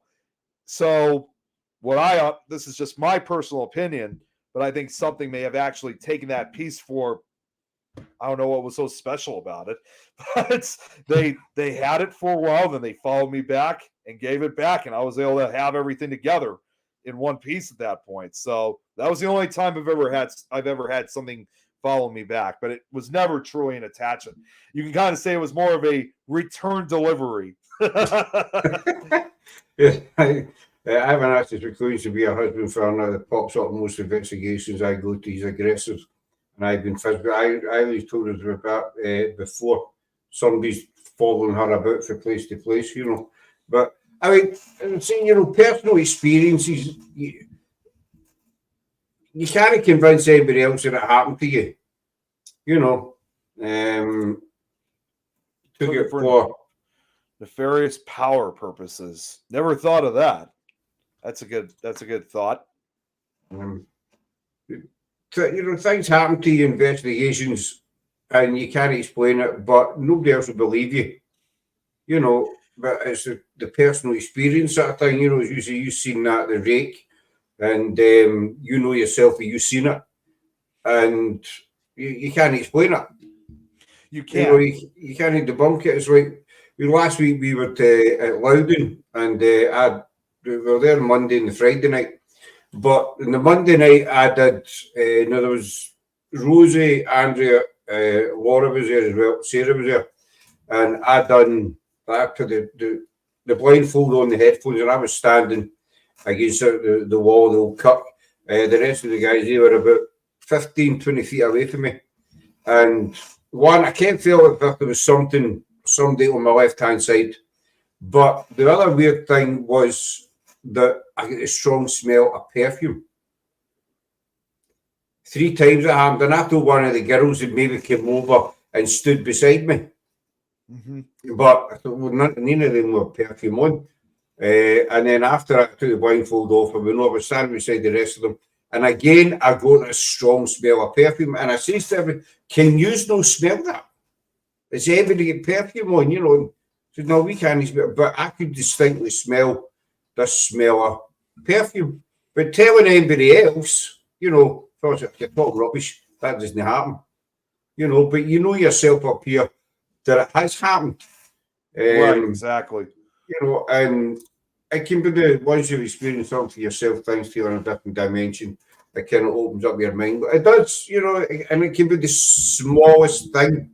You know, as you were saying about people starting out in the paranormal and what have you, maybe, you know, and they're watching all these ghost shows, which, you know, don't start me on, but and so they go expecting headstones to be flying about in tables, spinning, and you know, Satan popping up every, you know, now and again from behind a door. And it can be, I've seen people, it can be the slightest, smallest thing that happens, you know. Exactly. That's what I tell. Again, I know I've said this on many different shows, but I'll say it.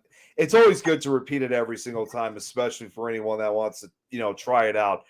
And I this was just with someone else. I actually spoke about with someone just a few days ago on this. I said, you know, the movies, the TV shows, you know, they make it look like there's so much going on, like every 5 minutes. There's all this, you know, intense music. It's very frightening, but exciting at the same time, you know, all this crazy stuff. And unfortunately, that's just not the case. I would often usually tell people that 90% of paranormal investigating is usually boring. You go to these places, you investigate them for a few hours, and for the most part, nothing happens. And even when something does happen, again, I've said this on many other shows, it's like the stuff that the things that occur seems like every 5 minutes. You have to remember that footage has all been cut down and edited.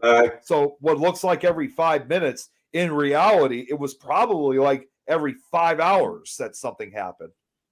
Exactly. And as you say, you know, you can set it for hours. I went back to Loudon Cup with Craig, Laura's husband, yesterday, and I did a mini investigation. It was only like 10, 15, 20 minutes, whatever. And a cat ball, a K2. That's all we used last week as well. Loudon. There was a cat ball, K2, and a REM pod. Yesterday, the REM pod went off once, and that was it. nothing else, which was fine because we got tons of activity last week. So Yeah. I wasn't really complaining. But you think yourself, well, we know once what made that go off. You know, it wasn't the wind, it wasn't an animal, it wasn't anything, you know, touching it. What made that REM pod go? It went off for a reason. What made it? Exactly. You know? And people might think, oh, one hitting the REM pod, is that all you got? But at the end of the day, something made that go off. Exactly. Because, and you know, I always tell people too, like whether it's a cat ball or a REM pod going off, if that's the only thing that happens when you're at the investigative location, I mean, I would tell people, don't be disappointed if you're not going to see anything. You're not going to just see some ghost just show up right in front of you and have a conversation with you. If something like that happens, you should at least take that with a grain of salt. Just be glad that something happened, better than nothing. Yeah, on many occasions, a lot of times, nothing ever will happen. And as Eileen just said, it only takes one very small thing to make it worthwhile. There was actually probably one of the best examples I could really think of where I had, it still frustrates me to this day that these people treat. Yeah, paranormal investigators are used to sitting in the dark talking to furniture. In a way, yes. But one of the other best examples was, what I used to actually help out with ghost tours here in Chicago with Chicago Haunts writer Ursula Bielski, which, by the way, if you ever are looking for more guests, I'd highly recommend having her on as a guest in the future. She's great to chat with. She's a very good friend of mine. But we were helping out with one of the ghost tours, and this was actually a daylight tour too. We weren't doing this at night because obviously some of the locations that we were going to, they were only open during the day. So we unfortunately we couldn't get to these locations at night as much as we really wanted to. But we often did tell a lot of people that you don't have to go to all these locations at night to experience something. There's several occasions people have, had paranormal experiences just as much in the daylight than they do at night. So to me, it didn't really make much of a difference. It didn't matter if it was day or night for us. So we go to these different locations, and some of the places, like while Ursula's talking, we had maybe a few things happen, like maybe one of the cat balls go off, or if we had, we tried. It was difficult to try to do an EVP session. You got like 20, 30 people there, so we knew we couldn't do an EVP session. But we went to this one location, and this was kind of like in a grassy terrain, kind of like a field, if you will. And as we're walking there, I guess there used to be like a hanging tree or something like that Ursula wanted to show us. So as we're walking over down the pathway, there's these people that are, quietly talking behind us. Even though they're talking quietly, I could still hear what they're saying. And I could tell that they were all disappointed. They were upset, saying, geez, what the hell is this? We paid like $30, $40 for this and haven't encountered a single thing. This is a joke. I almost did this. I mean, I didn't want to but of course I didn't want to cause a scene, but I was just almost ready to turn around and say to them, look, this is how paranormal investigating works. You're not going to see or hear something that's right in front of you like in just a second. That's not how it works. And if you don't like what's going on, then you might as well just wait on the bus until we're done. It's like these people these new folks, they just didn't get it and didn't understand that it's not, as I would say, that when it comes to seeing something or hearing something or trying to capture that holy grail image, it's like what I said earlier. You have to literally be at the right place at the right time. At the right time. And not exactly whether you do it. It's not just a case of, you turn up and spirit start dancing. It just doesn't happen. It's just no. It's Robert makes a good point. Spirits aren't actors. Exactly. I've always, just 2 points there. One, we do a lot of investigating at night, but kind of, I think it's just because we're used to it, and it's a lot quieter at night, so there's less kind of noise contamination and what have you. But it's just as active during the spirit doesn't care about it's day or night. We've done daytime investigations and we've had plenty of activity. Daytime investigations, and we've done daytime with it, nothing. Same as it's the exact same. Spirit they don't do a night shift. They don't say right, it's 10 o'clock. Right, 10 o'clock. Right, I'm clocking on now, and I clock back off at 6. Isn't he? Yeah, I mean, there's real no Doesn't matter. difference. There's no difference. I've investigated several times during the day too, and I totally understand why most investigators prefer nighttime, because yes, it is true. At nighttime, it's a lot more quiet, or there's not as much interference. But if you're at certain locations, especially if there's not very many people, regardless whether it's day or night, it doesn't really matter then, because you won't really have as much interference. I mean, like if you're going to like a location, like again, like if you're investigating a location in downtown Chicago, then yeah, most likely you're going to want to investigate at nighttime, because just like any other city, during the day, the streets are filled with cars, people, all this, noise and stuff like that. While at nighttime, there's not as much going on. So that's why for like downtown areas, yeah, it's appropriate to go at night. But if you're at a location where it's still relatively not as much activity, like not as many people around, then I don't see a reason why not to investigate it during the day. Exactly. I mean, I prefer nighttime because it's kind of spooky looking, and Yeah. I like all that stuff. I'm just a freak, But I mean, the spirit, and I've said this many a time. You can have all the gadgets in the world where you can sit for hours and hours, but if spirit doesn't want to talk to you, then you're not going to get anything. Exactly. They're not like what it's again. It's like they don't have like a certain schedule. You may travel several miles to get to a location. You're hoping to have some kind of experience, and when you get there, whatever's there is not going to do what the investigator wants it to do. So again, it's just basically a waiting. It's a waiting game, and honest, like I said, every time when I go to a location, I don't expect really to see or hear anything. I just keep an open mind, and whatever happens. And I have to tell, and I've also been telling people this too. Again, newcomers that want to go on this stuff, even if they don't listen to what I'm trying to tell them, they may find it exciting first. I would tell them, well, the first 5 to 10 minutes may be awesome, but after 5 or 10 minutes, that's when it gets boring, and then the waiting period sucks. So once again, you kind of have to be at the right place at the right time to have some kind of experience. It's not, again, like what you're going to see on TV or in the movies or anything like that. It's a slow period. I like the waiting period. But Laura's off to bed. Take care, Laura. Talk to you tomorrow, my dear. I like the waiting period because I've seen a couple of people that it's the anticipation. Because you don't know what's going to happen within the next 60 seconds, 5 minutes, whatever. So you're sitting there, and okay, it might be quiet, it might be, pardon the pun, dead, flat, but you don't know in 60 seconds something could happen, or in 10 minutes, you just don't know what's going to happen. And I like that kind of the not knowing sort of feeling. Does that make sense? Makes sense to me. It does. Well, and here's the other thing too that sometimes people forget to realize is that, like that footage I just showed, this was quite exceptional that I actually captured something while it was recorded.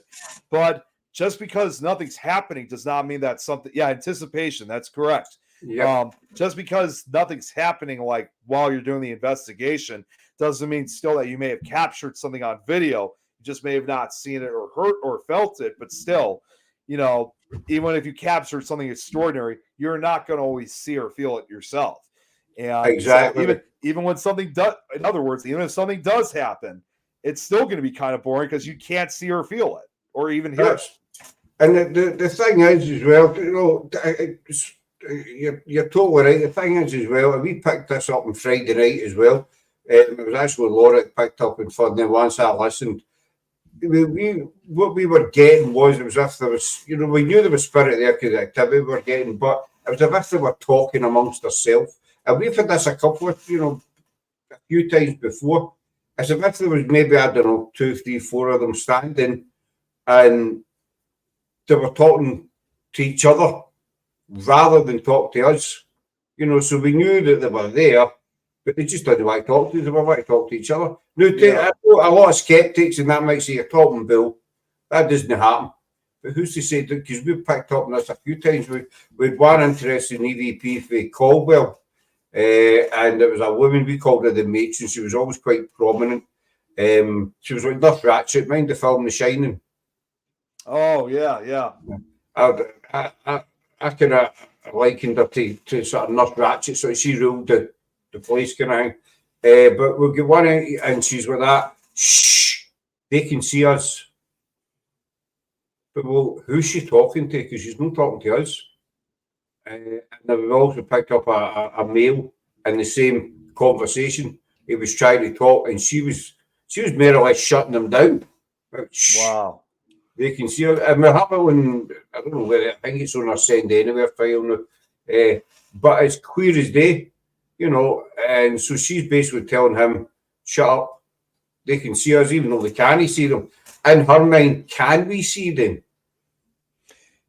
It's very likely because see, a lot of people have even asked me, like some of the things that I've seen, like for example, this creature, the rake.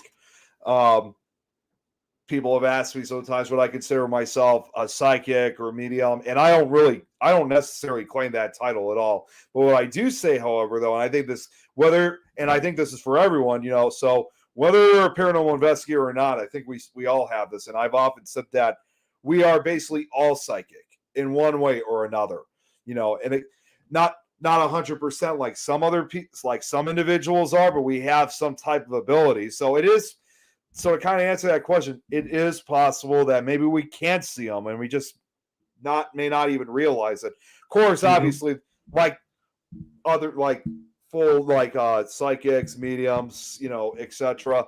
Obviously, if we all have a type of sixth sense, I'm sure it's going to be different for each individual. Like no two are going to be the same, but I think it's definitely possible we have some type of ability that maybe we can't see these and we don't even realize it.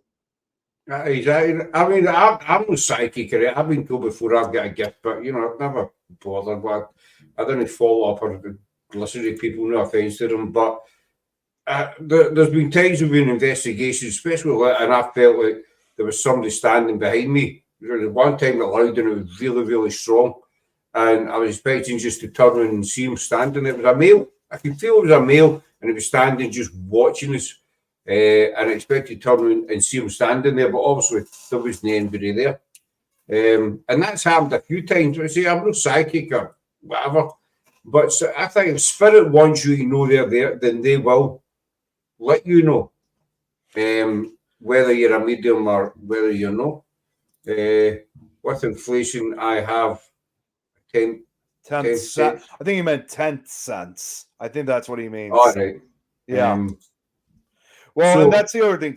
I think it could have been the same thing too with this creature that I saw, which, you know, when I saw this thing, as horrifying as it looked, and I'm still sticking with it to this day, despite its horrific appearance, I don't think in any way, shape, or form that this was truly a demonic entity.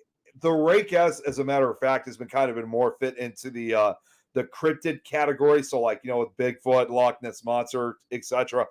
And in the case with the rake, I honestly think I really believe there's other types of, I guess, species, for lack of a better term. Demon is often used too much, and I think there's still other types of species of other entities out there that exist. They may look demonic, but they may not have any demonic heritage to it. So this creature that I see, I mean, I not only just see it as a cryptid, but I also think it could be some type of interdimensional creature. But nonetheless, though, we wanted to make sure that this thing was not going to follow us back home, because this thing still looked like it was intending on wanting to cause harm. And I mean, I think at one point I said that we can't let this thing get out of the building. Like, I think it was trying to escape by attaching to one of us. We had to contain it. And, but I again, it had the horrific appearance. It was menacing. It was dangerous too, and very aggressive.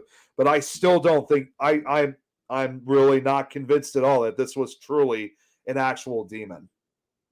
No, I mean, we're friends with Ben Winfield, and he's a demon, and he says the chances of ever encountering a demon is something 0.001%.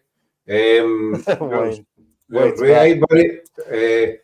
And, you know, because, I mean, I'm not saying that demons don't exist. I believe they exist in some kind of form somewhere, wherever, you know.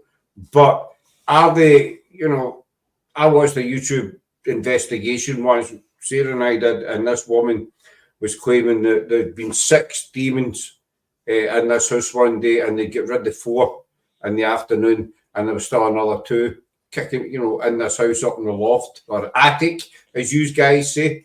And you think, well, if you've got one demon in your house, you're going to know about it. Yeah, exactly. And in the never mind 6. Yeah. See, in the almost 20 years now that I've been doing this, out of all the investigations I've done, there's a possibility I might have said this on a previous episode, but out of all of the years that I've been doing this, I have probably only have had 2, maybe 3 at the most that I would say I was absolutely sure saying, yeah, these are demonic. But that's just a primary example to show how incredibly low the chances of having a demonic encounter are possible. So 2 or 3, even that is extremely low. I mean, we've never had anything demonic. We've never had anything. We've had grumpy people, grumpy spirits, but I'd say the one that sticks in mind, I've told this a few times, was Canongate Kirk in Edinburgh. We went there one night, and as soon as we walked in the gate, we just had the feeling we weren't wanted. Now, it wasn't negative, wasn't demonic, any of that. We just basically weren't wanted. So Sarah, she kind of basically ran back to the car. I went for a walk in the car, because you've got to, Right. But it wasn't, but saying that, when I came out, I'm quite a laid back guy, as everybody knows. When I came out the Kirk card, I was absolutely furious at nothing. Don't know what I was. Really? Just raging. Nothing had happened, nothing had changed. Well, we got up to Greyfriars after it, jumped in the car and drove towards Greyfriars, and the feeling just disappeared. And I was back to me. But it wasn't. Now, a lot of people say that was a demon. He was wanting you to do some bad stuff. The rest of you think, it wasn't a demon, it was just somebody didn't want it. And I think a lot of the time where people say, it's a negative spirit, you've got negative, I think it's just like, let's face it, in life, we're all going to know or have known at least one grumpy old neighbour, man, whatever. Somebody's just not a people person. Yeah, and exactly. Who's to say that, that people say, it's negative. Who's to say that it's just, that spirit just wasn't a people person and they don't want to be annoyed? I was just actually thinking of a location like that. In fact, actually in Scotland, believe it or not. I don't know if you've gone to, well, first off, I found it on YouTube. I don't know if you've seen this too. There's a guy on YouTube. He's actually been uploading, and I've been calling his YouTube channel the Paranormal Archives. He's been uploading a lot of the old paranormal shows from like the 80s, 90s, and early 2000s, which to me, I think they're far better than what we got today, of course. Oh, they are. Yeah. And amongst some of the shows that he uploaded were old Travel Channel shows. We're talking pre-Ghost Adventures era, long before they ever took over. And there was one series in particular, and I actually downloaded the episode just to save them in case YouTube ever took them down. There was a series, I don't know if you ever remember the show called Haunted Hotels. You remember that show? Or it was it's kind of like a mini series. It ran for about like 3 years, but of course they only when they had new episodes, they only aired it when it was close to Halloween. But they had like different haunted hotels throughout the United States and Europe. And there was one hotel that got my attention. It's actually a location I like to investigate. So whenever I have a chance to come out there, I don't know if you ever heard of Dryborough Abbey. You ever heard of that location?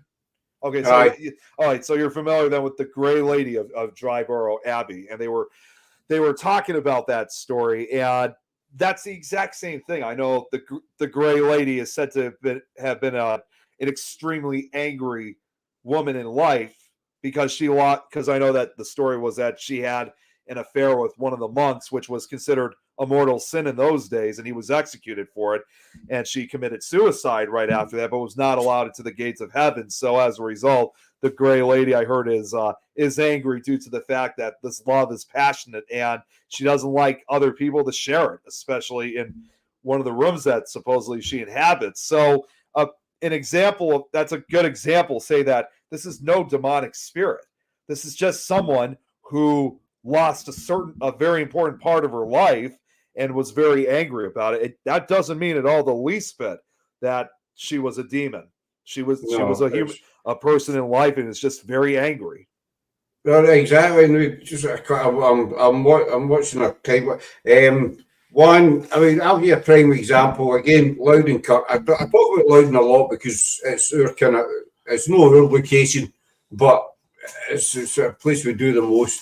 When we first started doing Loudon, there's a path goes all the way around it, and down the back of the yard, there was an area, say about 200 yards length, that you always felt there was somebody walking up and down, and you weren't wanted in this area. The girls would never get near the back end of it. But we took Kat and Will Armstrong for Paranormal Exposures.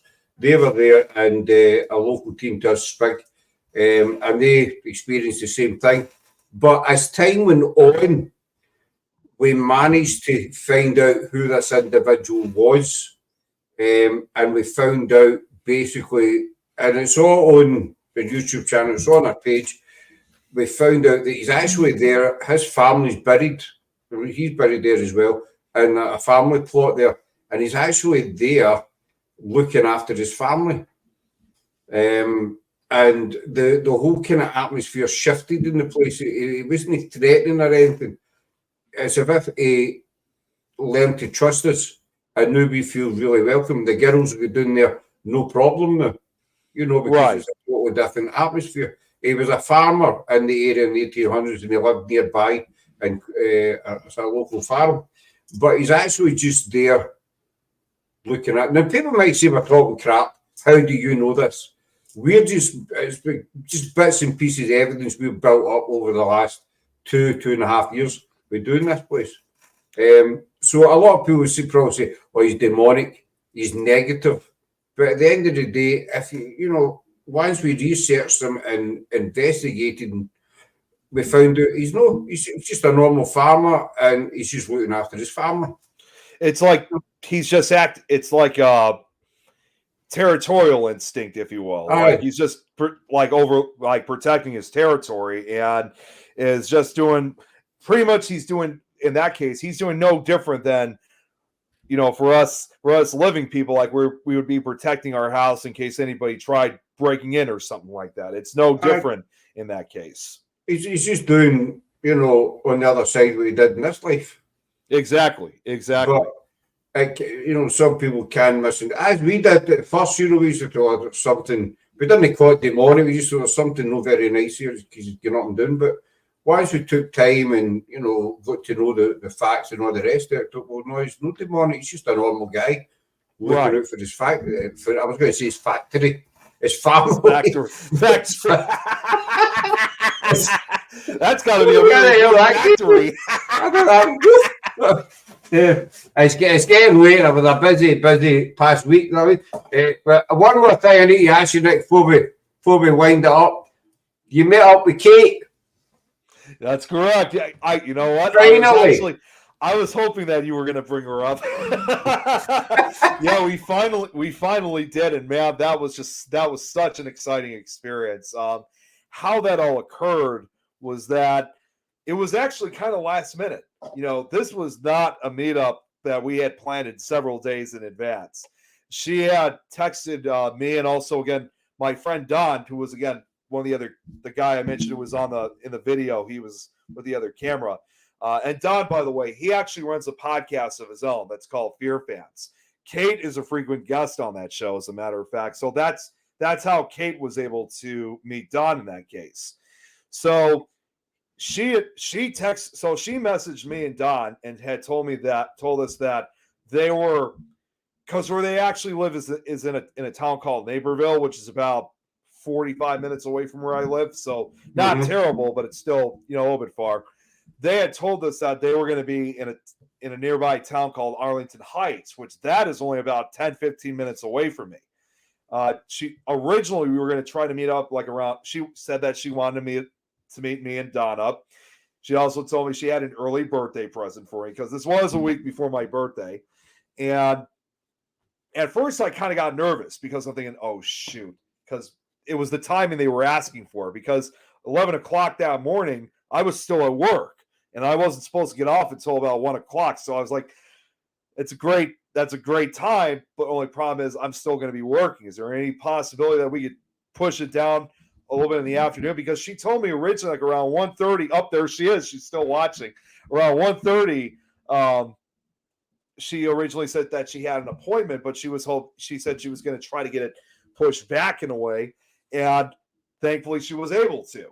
So I was able to go to work, was able to clock out, and I had to wait for both Don and Kate to show up. But it was not only just Kate who showed up. She brought her entire family with. So I was able to meet her husband, was able to meet her daughter too.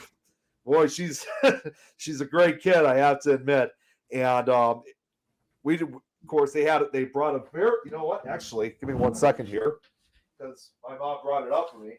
They actually brought me this gift right. Oh, wait a minute. I got to turn off the green screen. Green screen's not letting me show it. Like, yeah, this is what they actually got me for an early birthday present. Right. They gave me. I was really surprised by this. Another thing that Kate and I and Don have been doing is we did this just last night. We also do kind of another live stream in which Kate actually introduced me to Minecraft. So she gave me this. Oh, that's nice. A creeper from Minecraft. But that's not all. She also gave me this, which, oh man, this thing is heavy. She also got me a full book about Minecraft as well. Blackopedia. I've got her little one. She's into Minecraft. I don't know. I've watched her playing it, and I've never been able to grasp the concept of it. But I'm not a gamer or anything like that. But she's right into, and she's dead involved in building houses and all that. I just don't see the point. But that's just me. Do you know what I mean? It was absolutely amazing meeting you and Don, Nick. But it was absolutely amazing meeting you and Don, Nick. I was sorry to call you guys my friend. It's all thanks to Scott. You're welcome. Yeah, you know what? And that she brings up, yeah, well, see, here, I'll say this quickly about Minecraft, and then I'll say what I was going to say next. You know, at first, when they were introducing me to Minecraft, I wasn't really too crazy about it, because before that, I didn't really pay much attention to it myself. I can't believe I'm about to say this. I thought it was just kind of a worthless type of game at first, but after when Kate and Don introduced me to it, it actually is pretty fun once you get used to it. So I've been enjoying it ever since. But yeah, I'll take your word for it. You know, as I say, I've sat with my daughter and she's been doing it, and I'll say to her, "This is bonus." She says, "No, Dad, I'm building a fort, or I'm building a house, or you know," and then she builds it, and then she takes it down and starts digging, and I thought, oh, you know what? It's gone with me. So you enjoy your Minecraft by all means. I'll stay out here. Well, the other thing I was going to say, and this is in response to what Kate had said, is that, you know, I seriously cannot thank you enough. I mean, this really is true. I really can't thank you enough, Scott, because if not for being on these shows, you know, on your show several times, I could probably tell you right now, Kate and I wouldn't have met or even known about each other because of that. So I got to give you a huge thanks for that. You're very welcome, buddy. I was happy that he's finally got that sounds bad. She's a married woman. Got together. You know?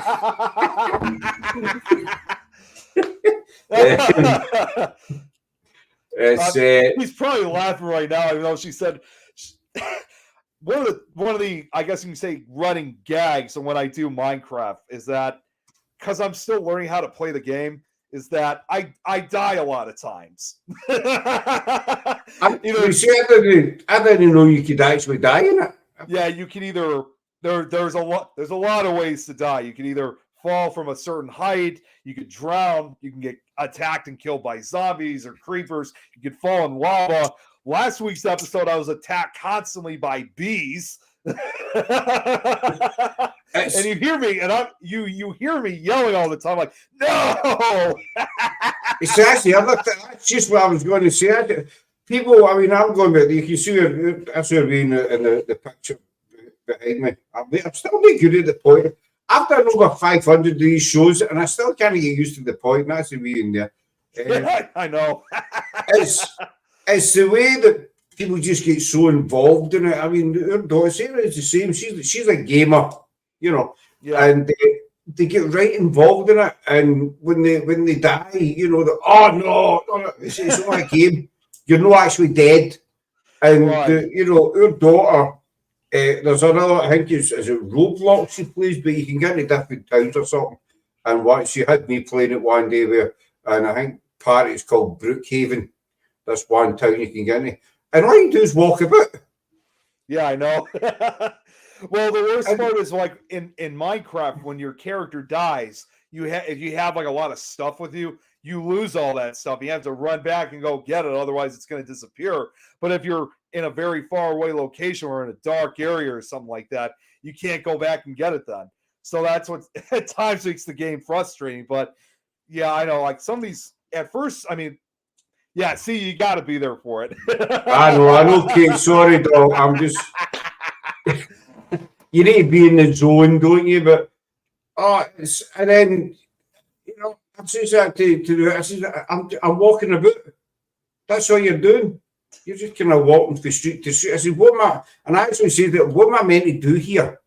Where am I? She says, you just walk about, Dad. She says, that's it. You walk about. Uh-huh.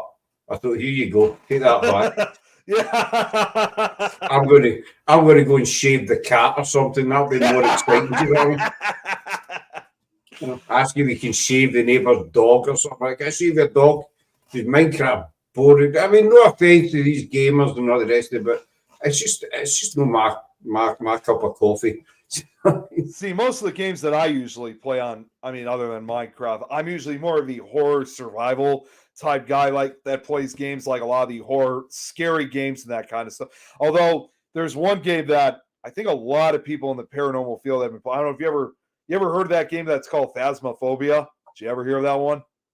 Phasmophobia, you probably would actually like, because that is actually truly like the real world's first true paranormal game. You're a paranormal investigator, and you have to, just like real counterparts, you have to try to capture certain type of evidence. Though there is still a moment of dying in that game, so you have to be careful at certain occasions. But it helps you kind of identify what you're dealing with in a house. So yeah, you have to study the book, the Minecraft Block Bible. You need to study.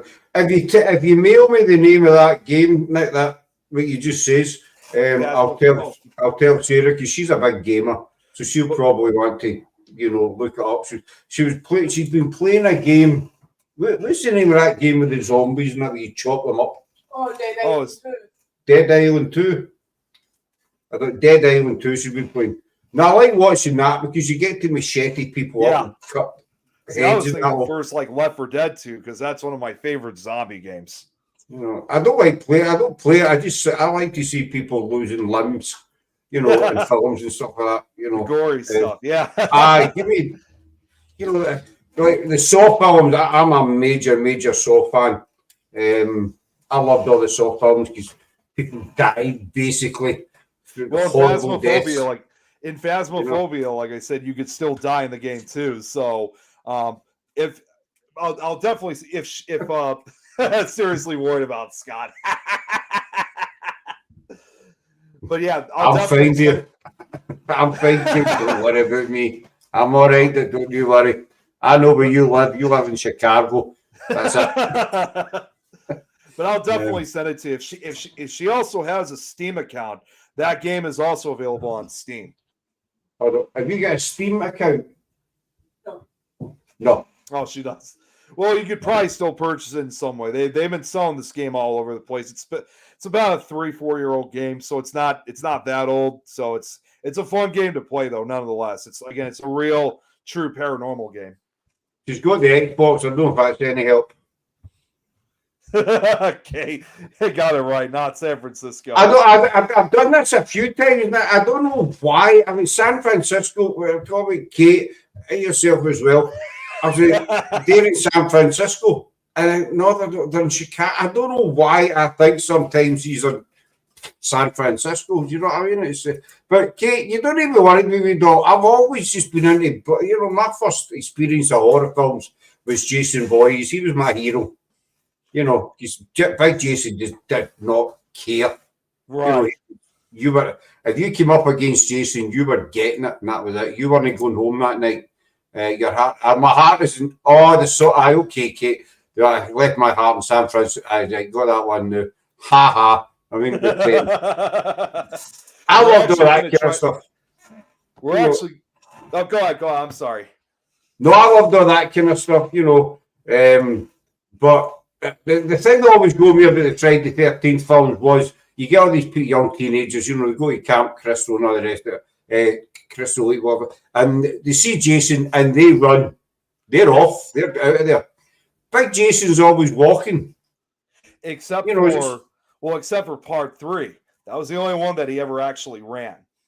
Because by then he wasn't like zombified or anything. He was still like a perfectly normal human. So that was in part 3. That was the only time he ever ran. The rest of them he walked.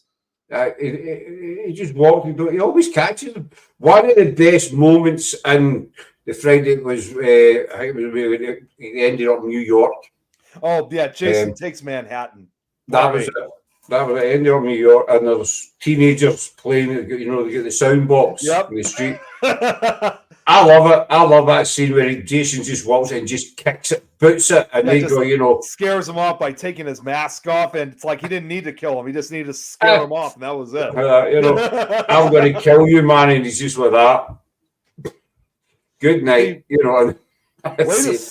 Latest slasher film, and this is one that everybody's been talking about, and we're in March now, so it's not even that holiday anymore, is that movie Thanksgiving that came out. Now, that was a huge success, a really good homage to a lot of those slasher movies of the 80s. If you're ever looking for a good modern-day slasher film that pays homage to the 80s slasher films like Friday the 13th, Thanksgiving is definitely one of them. I'm going to. Did you ever watch the series Slasher? Just when you say slasher films. Yeah. The slasher series. So far, I've only watched the first season. I haven't watched. I don't know how many seasons there's been now since, but I haven't seen the rest of them, but I have seen the first season though. I don't know. Maybe I was disturbed as a child, or I was locked in a cupboard or something. But I don't know. But I've just always loved films where people lose limbs and die. I don't know. I think horror films later on got, good versus evil, good versus the bad guy. The bad guy loses. I like to see the bad guy winning. Yeah. Well, and I've seen that. I was just watching, ironically enough, Scott. Oh God, yes, Kate.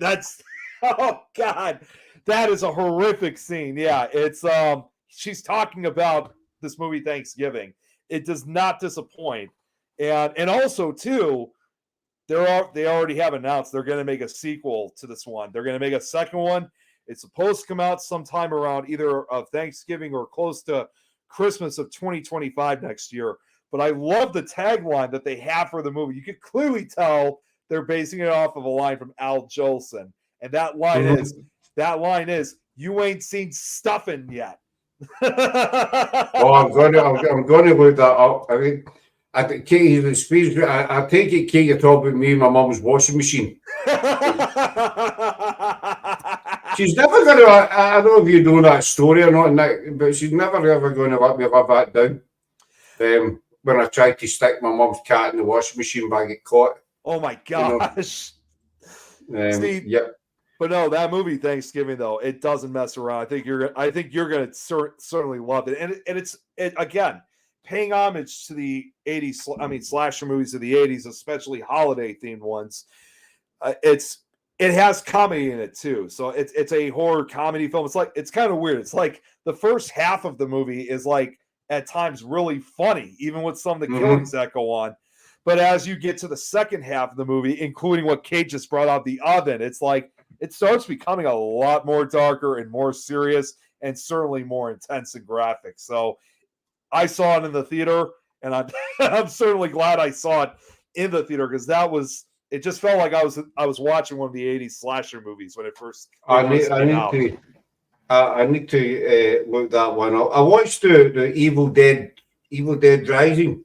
I saw that too. Yeah, that was good. I liked that. That was really, really good. But I'm a big Saw fan. I have been for years. I love all the Saw films. Yeah. Did you see the latest one? Did you see the latest one that they did last year? I saw X. Yeah.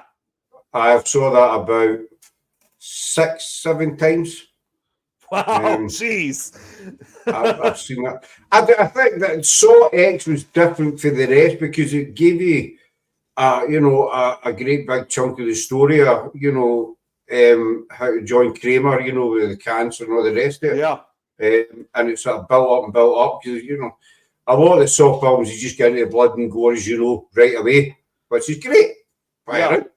But Saw X was kind of different for the aspect that it gave you, he meets this doctor who can cure him and blah, blah, blah. And then it's later on that he finds out, he realizes that he's been conned. Yep. And then the jigsaw pattern comes out, that's when he starts to sort of improvise and just make up all these wonderful things for these people. And the only thing we saw X at the end was that I know they're making we're in the process of doing the next one. I think it's September, maybe this year, something. Yeah, somewhere around that time, I believe. It's what happened to that female doctor. Obviously, I hate to ruin it for anybody, but also the last scene is that woman. Not the last scene. The woman with her head through the wall, sort of thing, to escape the gas or whatever it is. You think, how does she get out of there? Is there a panel that opens up and it lets her out, or does the gas get sucked out after a length of time?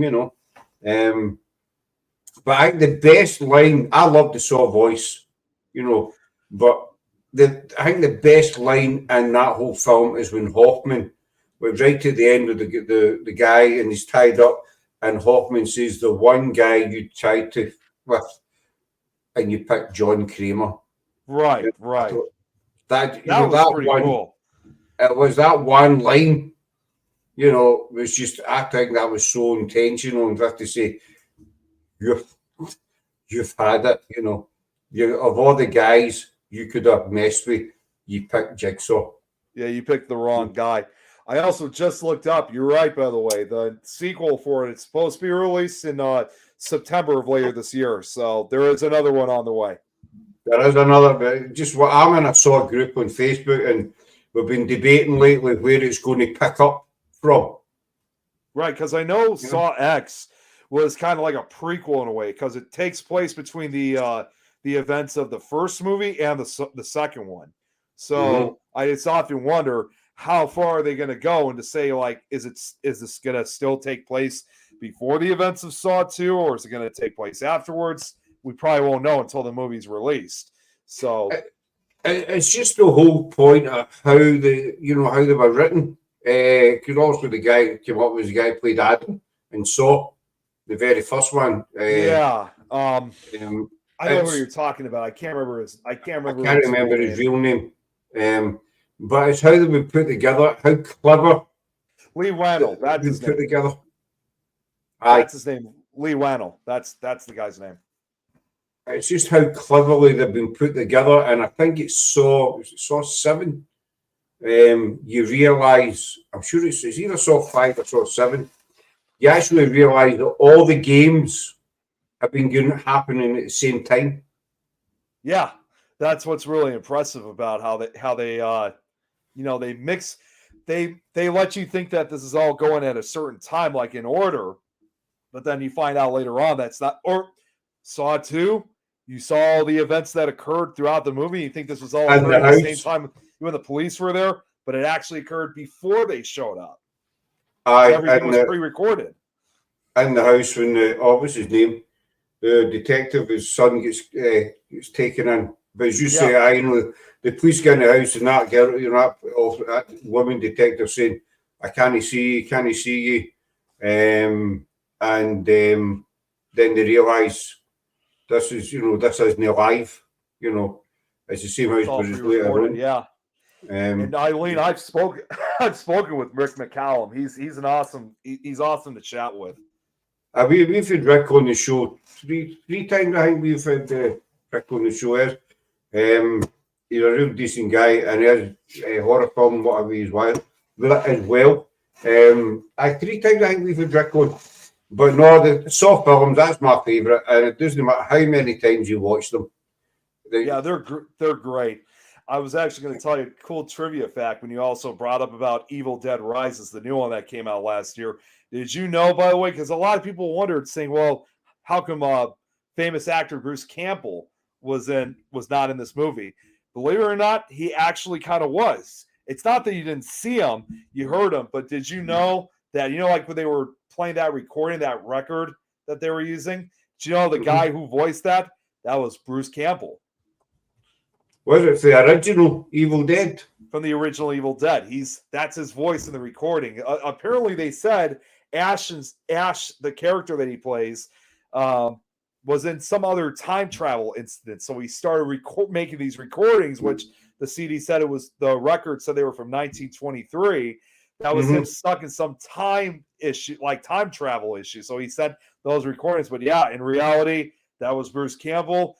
In some way, it's almost like he wanted to have some kind of involvement with Evil Dead Rises. Just not the way like we all would anticipate he would. But he does have a voice cameo in that movie. It was still on. There was two. There was Evil Dead Rising, because one takes place in an apartment block. That's the one. But there's another one. It's in a log cabin. I think it's just a remake of Evil Dead. It's basically the same story. So I watched that one as well. That was 2013. I think they just called that one Evil Dead, and it's supposed to be kind of like a remake, but also still kind of a sequel to the original movies, because Bruce Campbell also makes an appearance right at the very end with his famous line, "Groovy." You can't be a bit of blood and gore, and I don't care what Kate. I know Kate from stuff. I don't care what you say, Kate. I still like, cut them up, slice them up, dice them up, get them in the mince, you know what I mean? But I think we'll wrap it up there, buddy, because the time's getting, I know it's still kind of mid-afternoon or what the hell time it is. I nearly said San Francisco, Chicago. See, I'm just going to say this. I mean, if it wasn't so late for you guys, because like I said, Kate's a frequent guest, and my friend Don does the show Fear Fans, where we talk about different horror movies. If it wasn't so late for you guys, I would have loved to have you on the show at some point, because we talk about those movies every Tuesday night over here. What time does that? What time does that? What time do you go live? So over here, it's like we do it about 8:30 p.m. over here. So for you guys, what time is it right now over there? Well, right now we have 11:15 at night, 11:17 at night. So it's 5:16 now. So let me think here for a second. So it's 11 o'clock, you guys, right now. And, oh, geez. It'd be about like 2:30 in the morning for you. You see, that should be all right for me. Oh, really? That'd be, because I hardly sleep anyway. Okay. So Kate said that Lois might also join too tomorrow. But you see that tomorrow will be a wee bit, because we everyone's got school. But I mean, next week or whatever, that's fine, buddy. 2:30 in the morning. We've done shows. We had Knock Knock Ghost on. I don't know if you've heard of them. It's a Canadian show, and I think we went live about 3 in the morning here. Here in Canada. Right, 3 o'clock in the morning. We had to go live. We'd done a show that night, and we finished about 11:30, something like that. And so we're debating. We thought, well, we'll get Knock Knock Ghost in about 3 and a bit hours. So, well, we go to bed, or will we just sit up? So we ended up just sitting up. But 2:30, just give me a couple of dates, and I'll certainly make an appearance. If you're talking about blood and guts and people losing appendages, then I'm in. Yeah, I know. tomorrow night, I know just to at least let you know, like what movie we're talking about tomorrow night is, it's not a movie filled with blood and gore, but you can kind of say it's one of our iconic movies. Yeah, this is actually the reason why Lois is going to join too, is that, and we're not only just talking about it because we're interested, it's also because the new one's coming out. We're going to be talking about the original Ghostbusters to promote for the new one that's coming out, Frozen Empire. I like typical Friday night in Glasgow. Nothing, not like I have Eileen's from the east side of Scotland. She's from the posh side, you know. Whereas I'm from the kind of rougher side of it. I love the Ghostbuster films. You know, I like the one with Paul Rudd in it as well, with the wee Marshmallow Men, and the one with Melissa McCarthy. She was in it. Yeah. I like that one. I'm not too sure about the next one. I suppose I need to give it a watch. And not that I'm any big film critic or expert or anything, but I like the one with Paul Rudd, and I'm a big fan of Melissa McCarthy. I think she's amazing. Really, really funny, the size and shape of her, kind of, you know.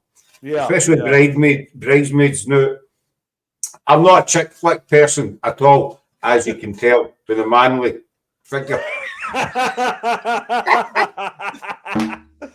But I'm a big fan of the film Bridesmaids. Oh, Bridesmaids, okay. Absolutely, zero to absolutely love that film. I don't know how many times I've seen it, and I love that one chick flick. That's it.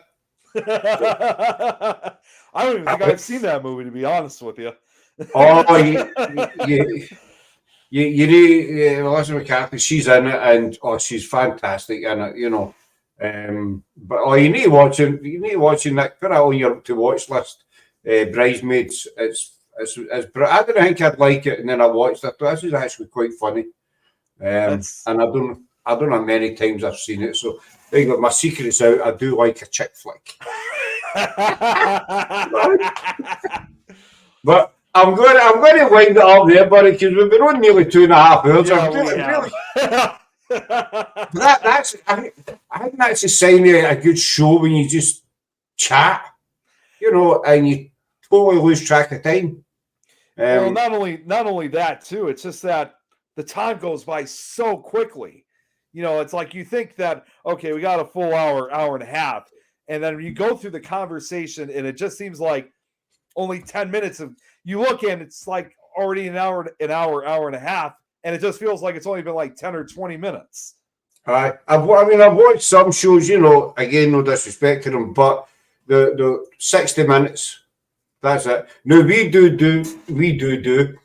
done shows like with Patty, you know, Patty Negri and that, you get 60 because of a schedule, obviously, but I've watched a lot of shows and they stick strictly to 60 minutes, and I don't know.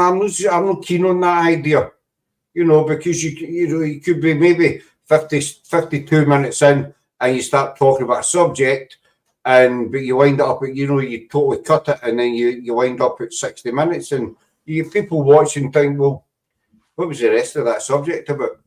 Because they just stopped, and that was it, you know.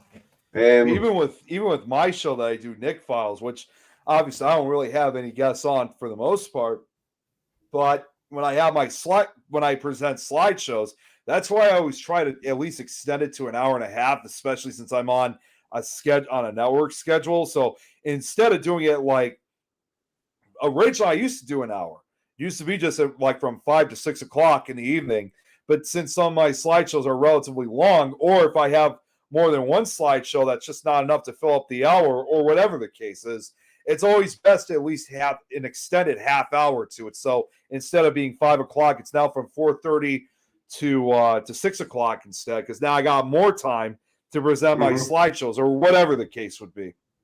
I mean, whenever we get, you know, a new guest coming, they always say, so how long is the show for? So, and I always say between 60 and 90 minutes average.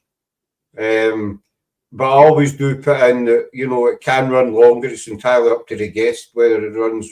So you're giving them that kind of rough idea, you know, an hour and a half. But if you want to go longer, it's entirely up to you.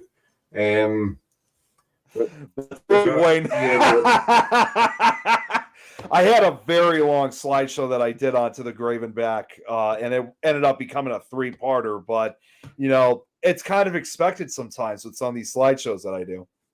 Well, that's what happened to us with Paulina.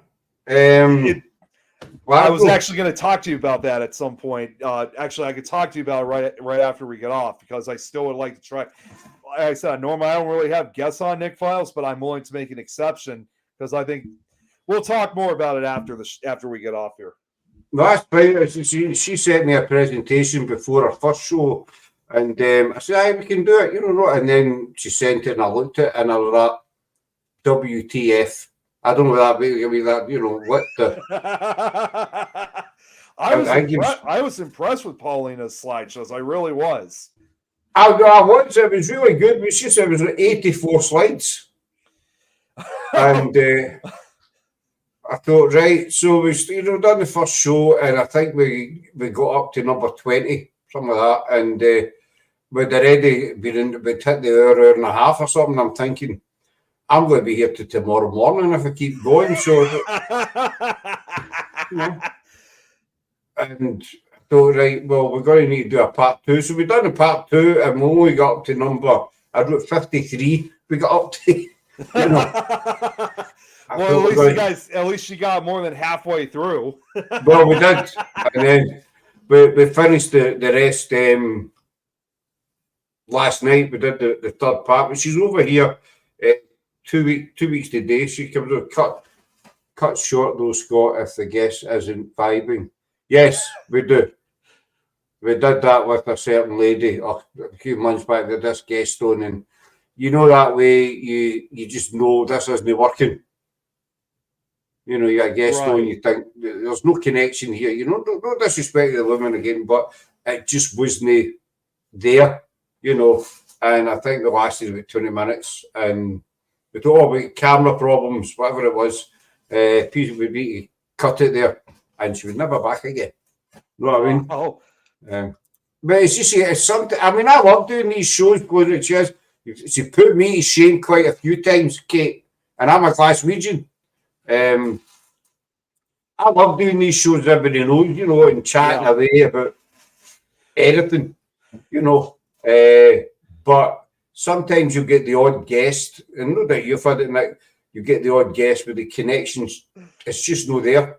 Right. No, I totally. We've had a few of those too, and even it's not only. But here's the other interesting fact: it's not only the guests themselves. Sometimes I'm not saying this for you either, but sometimes it's even with some of the other show hosts, because if you remember, again, I know we were going to wrap things up, but I'll just make this real quick. If you remember that one time when you had me on your show on Halloween, and I said I had to do another show later that night.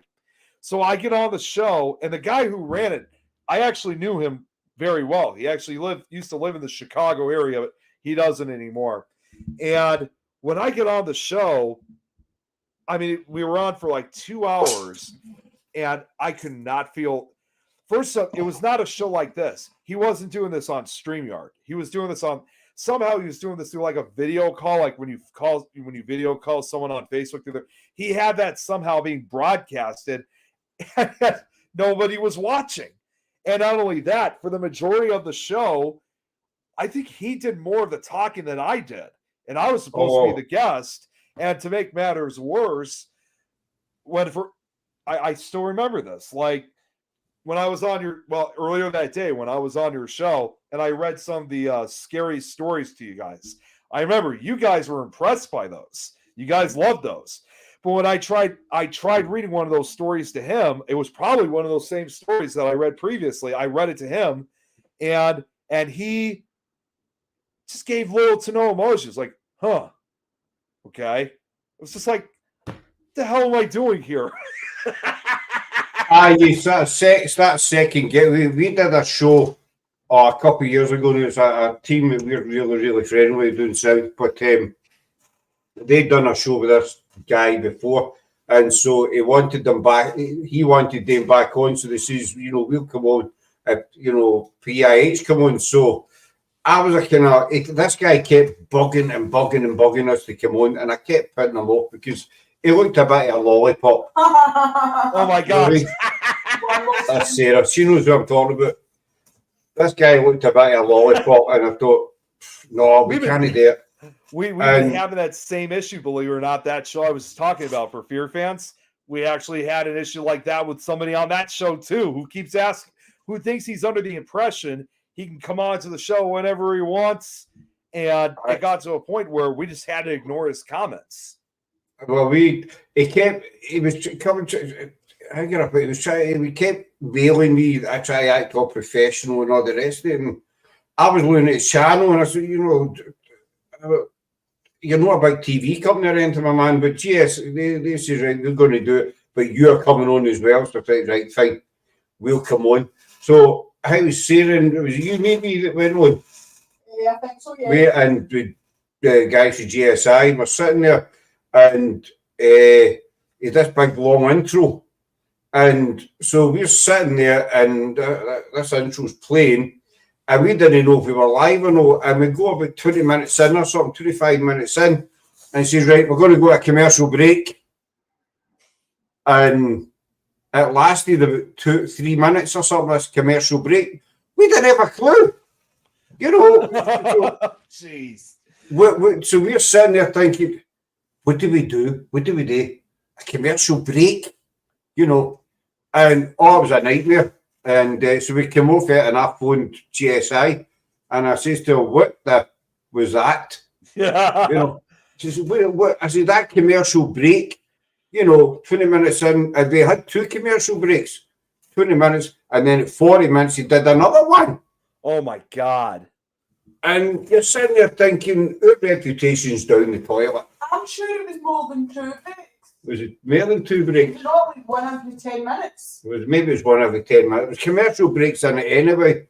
And I was asking you to interview him, mind. Oh, I want to interview him. He said, have you got any questions you would like to ask me? Oh. So that's why me saying to you, Nick, if you get any questions for me, do you want to interview me? Even though you're on my show, go and interview. This guy's a complete turn up. No chance, and never ever again would we do that.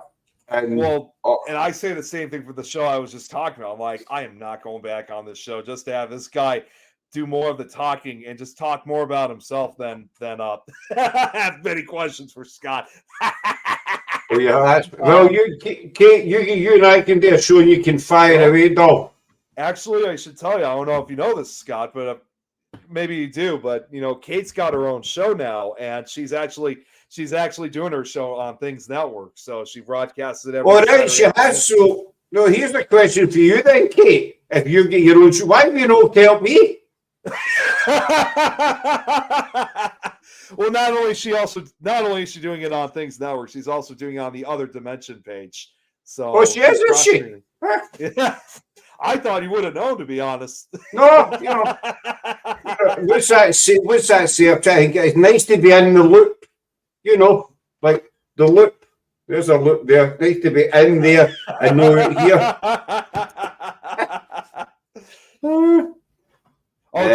Doing 2 trial shows. I thought it was officially going. Okay, well, that explains why she didn't do it past Saturday. Well, and funny enough, the first guest she had on, I mean, what better way to start off the show, because since she's broadcasting on Things Network, she interviewed Jeremy as her first guest.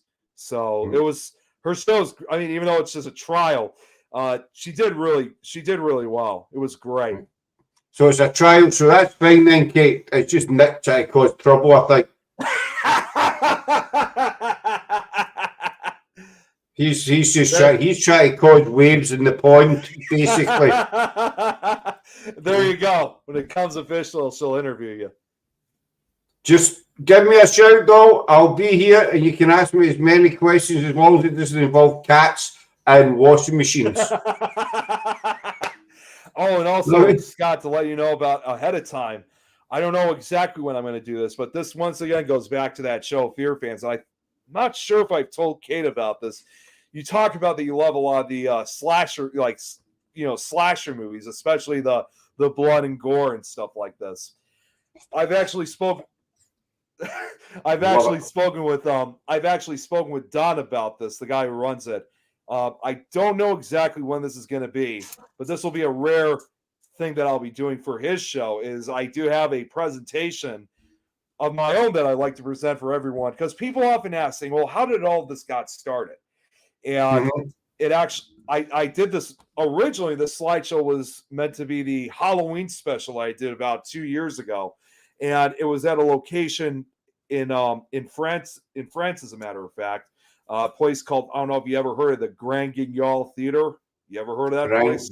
I can't even say it. Never mind hear it. It's No. Don't yeah, forget. it's French, obviously, but the Grand Guignol Theater, just because again, I know we got to wrap up, so keeping it real short. It was a theater that throughout the late 1800s, well, near the end of the 19th century, as well as to the early to mid 20th century, was a theater where they presented these graphic, like, shows that they had. They were extremely gore. Of course, obviously, just like the movies, like, people were not actually being harmed on stage, but they would have these extremely gory performances that supposedly people fainted. And when I talk about gory performances, I'm not talking like Shakespeare, because Shakespeare's stories can be quite gory themselves. I'm Mhm. not talking that kind of stuff. I'm talking about what were essentially the elements of the slasher and splatter films, and that was something that was very popular throughout not only just France but throughout a good portion of Europe. It was essentially, a lot of people call it the adult puppet show, because just the way they were acting, the way how they'd be horrifically mutilated. Um, the sad part is that theater today no longer exists, because, as whenever I do it, I will say this: after World War II, a lot of that started toning down, because obviously what happened in Europe, when Nazi Germany took over. So there was even a documentary who said something very clearly, and that is, after World War II, things were just never the same anymore. One person once said, in fact, before Nazi Germany took over, everything we saw on the stage we didn't think could ever happen. After what Mhm. happened in places like Buchenwald or Auschwitz, now we think it's definitely possible. We've been beaten by reality. We just cannot compete with today's violent society. So as a result of that, the theater doesn't close, but it's still a compelling story to talk about, and that's something I'm going to probably talk real soon sometime. And again, no date is set yet, but if you were looking to find out the history of this, I'd highly recommend that be one you should check out. Right. I'll write that. How are you spelling it? So Grand, it's still the same. It's Grand, G-R-A-N-D. and then Guignol, it is Guy Right. Gnol, and theater, of course, is still the same. Guignol. Grand Guignol Theater, like I said, it's French. Guignol. I've got one question I've always wanted to ask Scott: how does the Glaswegian pronounce scone? Scone. Just scone. I mean, some people do say scone. Some butter on a scone, but we don't say scone. That's basically it, Kate. It's boring, but We say scone and scone. butter. Well, I hope that answers your question, though. I hope that answers your question. But we'll wind it up there, young man, and I'll keep a hold of you obviously after we come off. I think that's the second or third time I've said that. I don't know. Yeah, I know. I've got the gaffer there talking. No, she's there. No, scone as in flown. What? Scone. I have no idea what Kate's talking about. Not scone as in flown, but flown as in butterfly. Or flown as in flown. That's the only thing I could think of. I don't know if it's Kate in it. Who knows? It has, thank you. Well, you're welcome, but I've got no idea what that means, and neither is Nick. This is what I love about make scone and flown rhyme. The scone is flown. This is what I love How's about Kate. Just some of the things that she says. It's just a sheer random, innit? The scone is flown. How's that? Is that what you mean? The scone is flown? Or flown the scone? I have no idea. There's Eric's better half reader. You're coming in, Dot, and we're going out. Yeah. Or should I say, the scone has flown. Like, you can watch it back here. We've been on for 2 hours and 40 minutes, so plenty to watch, trust me. So, I'll keep a hold of you after we come up, buddy. Where can people find you?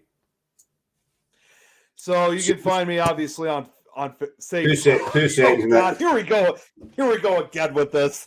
Well, I'll say this. You can. I can't say it. Flown scone. If people want to find me, they can find a way to flown down to. You can find me on Facebook, YouTube, and of course, obviously, I'm on Things Network. I'm also on a number of other networks. On hopefully, I get them all. Hopefully, I have them all memorized. Find me on Things Network, Temple of Phoenix Rising Entertainment, Pack Channel, Simply Spooky Network, BB3 TV, It's Haunted Network, RU Media Network, and see, this is exactly what I was just thinking. I think I almost. Oh, and Perry Unity Network. So I'm on like 8 different networks. So I'm kind of all over the place.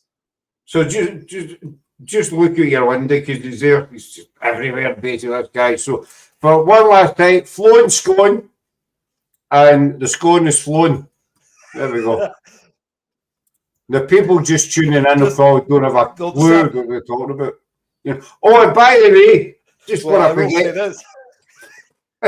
Kate, I know you're still listening, though. The investigation we done last Monday when I had the blindfolds on, they were not my blindfolds. I think it was love hearts or something on flowers or something. Love hearts. Was it love hearts on these blindfolds? And Kate had put in, what have I just tuned into? I don't know, something like that. But they were not my blindfolds, though. They were roses. But just want to emphasise that. I don't have it, but, you know, I'm too masculine. What's that pink and fluffy? She probably Yours are pink and fluffy. Mine's are pink and fluffy to match my handcuffs. I guess that means that Kate just must have just flown on by when that was live. She was flown by. Thought 50. That's what I'm saying. My blindfolds are pink and fluffy, the same as my handcuffs and my leg restraints. And my pink room. See, I've watched that film as well. I've watched that film. Now, we'll see what kind of film, Kate, we were talking about slasher and horror films. We'll see what kind of film she watches, eh? She wasn't going to judge. Yeah. The moment has no score. The moment has now gone. It's going to the window. It's going straight out that window. So now we know what kind of film Kate likes. You know, the dirty ones. But, you know, Sarah loves them, and I think they're all perverts, basically, but that's just my view. Do you know what I mean? I think they want locked up. I've never actually seen it, to be fair, so I shouldn't make. So, how did you know then about handcuffs? If you've never seen the film, she dropped herself in. They always say that. Oh, I've never watched that. I've never heard it. I don't know what you're talking about. Aye, okay. You know, secret, safe with me, Kate. Shh, don't tell anybody. So we shall wind it up there eventually. You know. Thank God. Because I'm getting a thank God for over here. You know. So a big thanks to Nick for coming in. A big thanks to everybody in the comments. You know, Kate as well. Of course, yeah, Scott. Scott was the image of that lady. Scott was the image of that lady. I am so lost right now with what Kate's talking about. What lady? We're not ending it just yet. So I want to find out what lady. What lady? You know. Are you talking about the lady in the film? Oh wait, no. She says it has a blindfolded lady on the book cover. I guess that's what she's saying. Oh, right, I missed that one. I ran over that one. Right, so it's a blindfolded lady on the book. I've never read the book, Kate, so I really couldn't tell you. I've no idea, but I will see you've read it in the bookshop, you know, inside a gardening book or something like that. She's got the kid knows she's looking at gardening books. Know what I mean? So, right, we are ending this here. And Yes. Thanks. I just want to say, Scott, thanks so much as always for having me on. And you know, I always love coming on. So, you know, anytime you want me back, I'm always open for it. Oh, don't worry, we will be getting you back, but it's always a good laugh, and we always see we talk crap. You know, there was also a way I should have also said this. I mean, again, another big thanks, by the way, again for. I still want to give you the credit for, you know, you give me the chance for me and Kate to meet up. I mean, if there was some way, if I was able to shake your hand through the screen, I definitely would. I'd give a huge thank. I mean, I definitely can't thank you enough.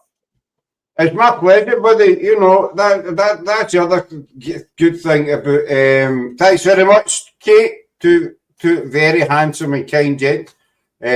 I saw so they put plastic covers on the. I don't know what kind of cinema Wayne goes to, but you know, that just sounds so wrong. It does. You don't get that in the audience cinemas anyway. You need to take your own plastic bag, you know, bin bag. I know it's been my pleasure, buddy, and that's a good thing with doing these shows as well. It brings people together.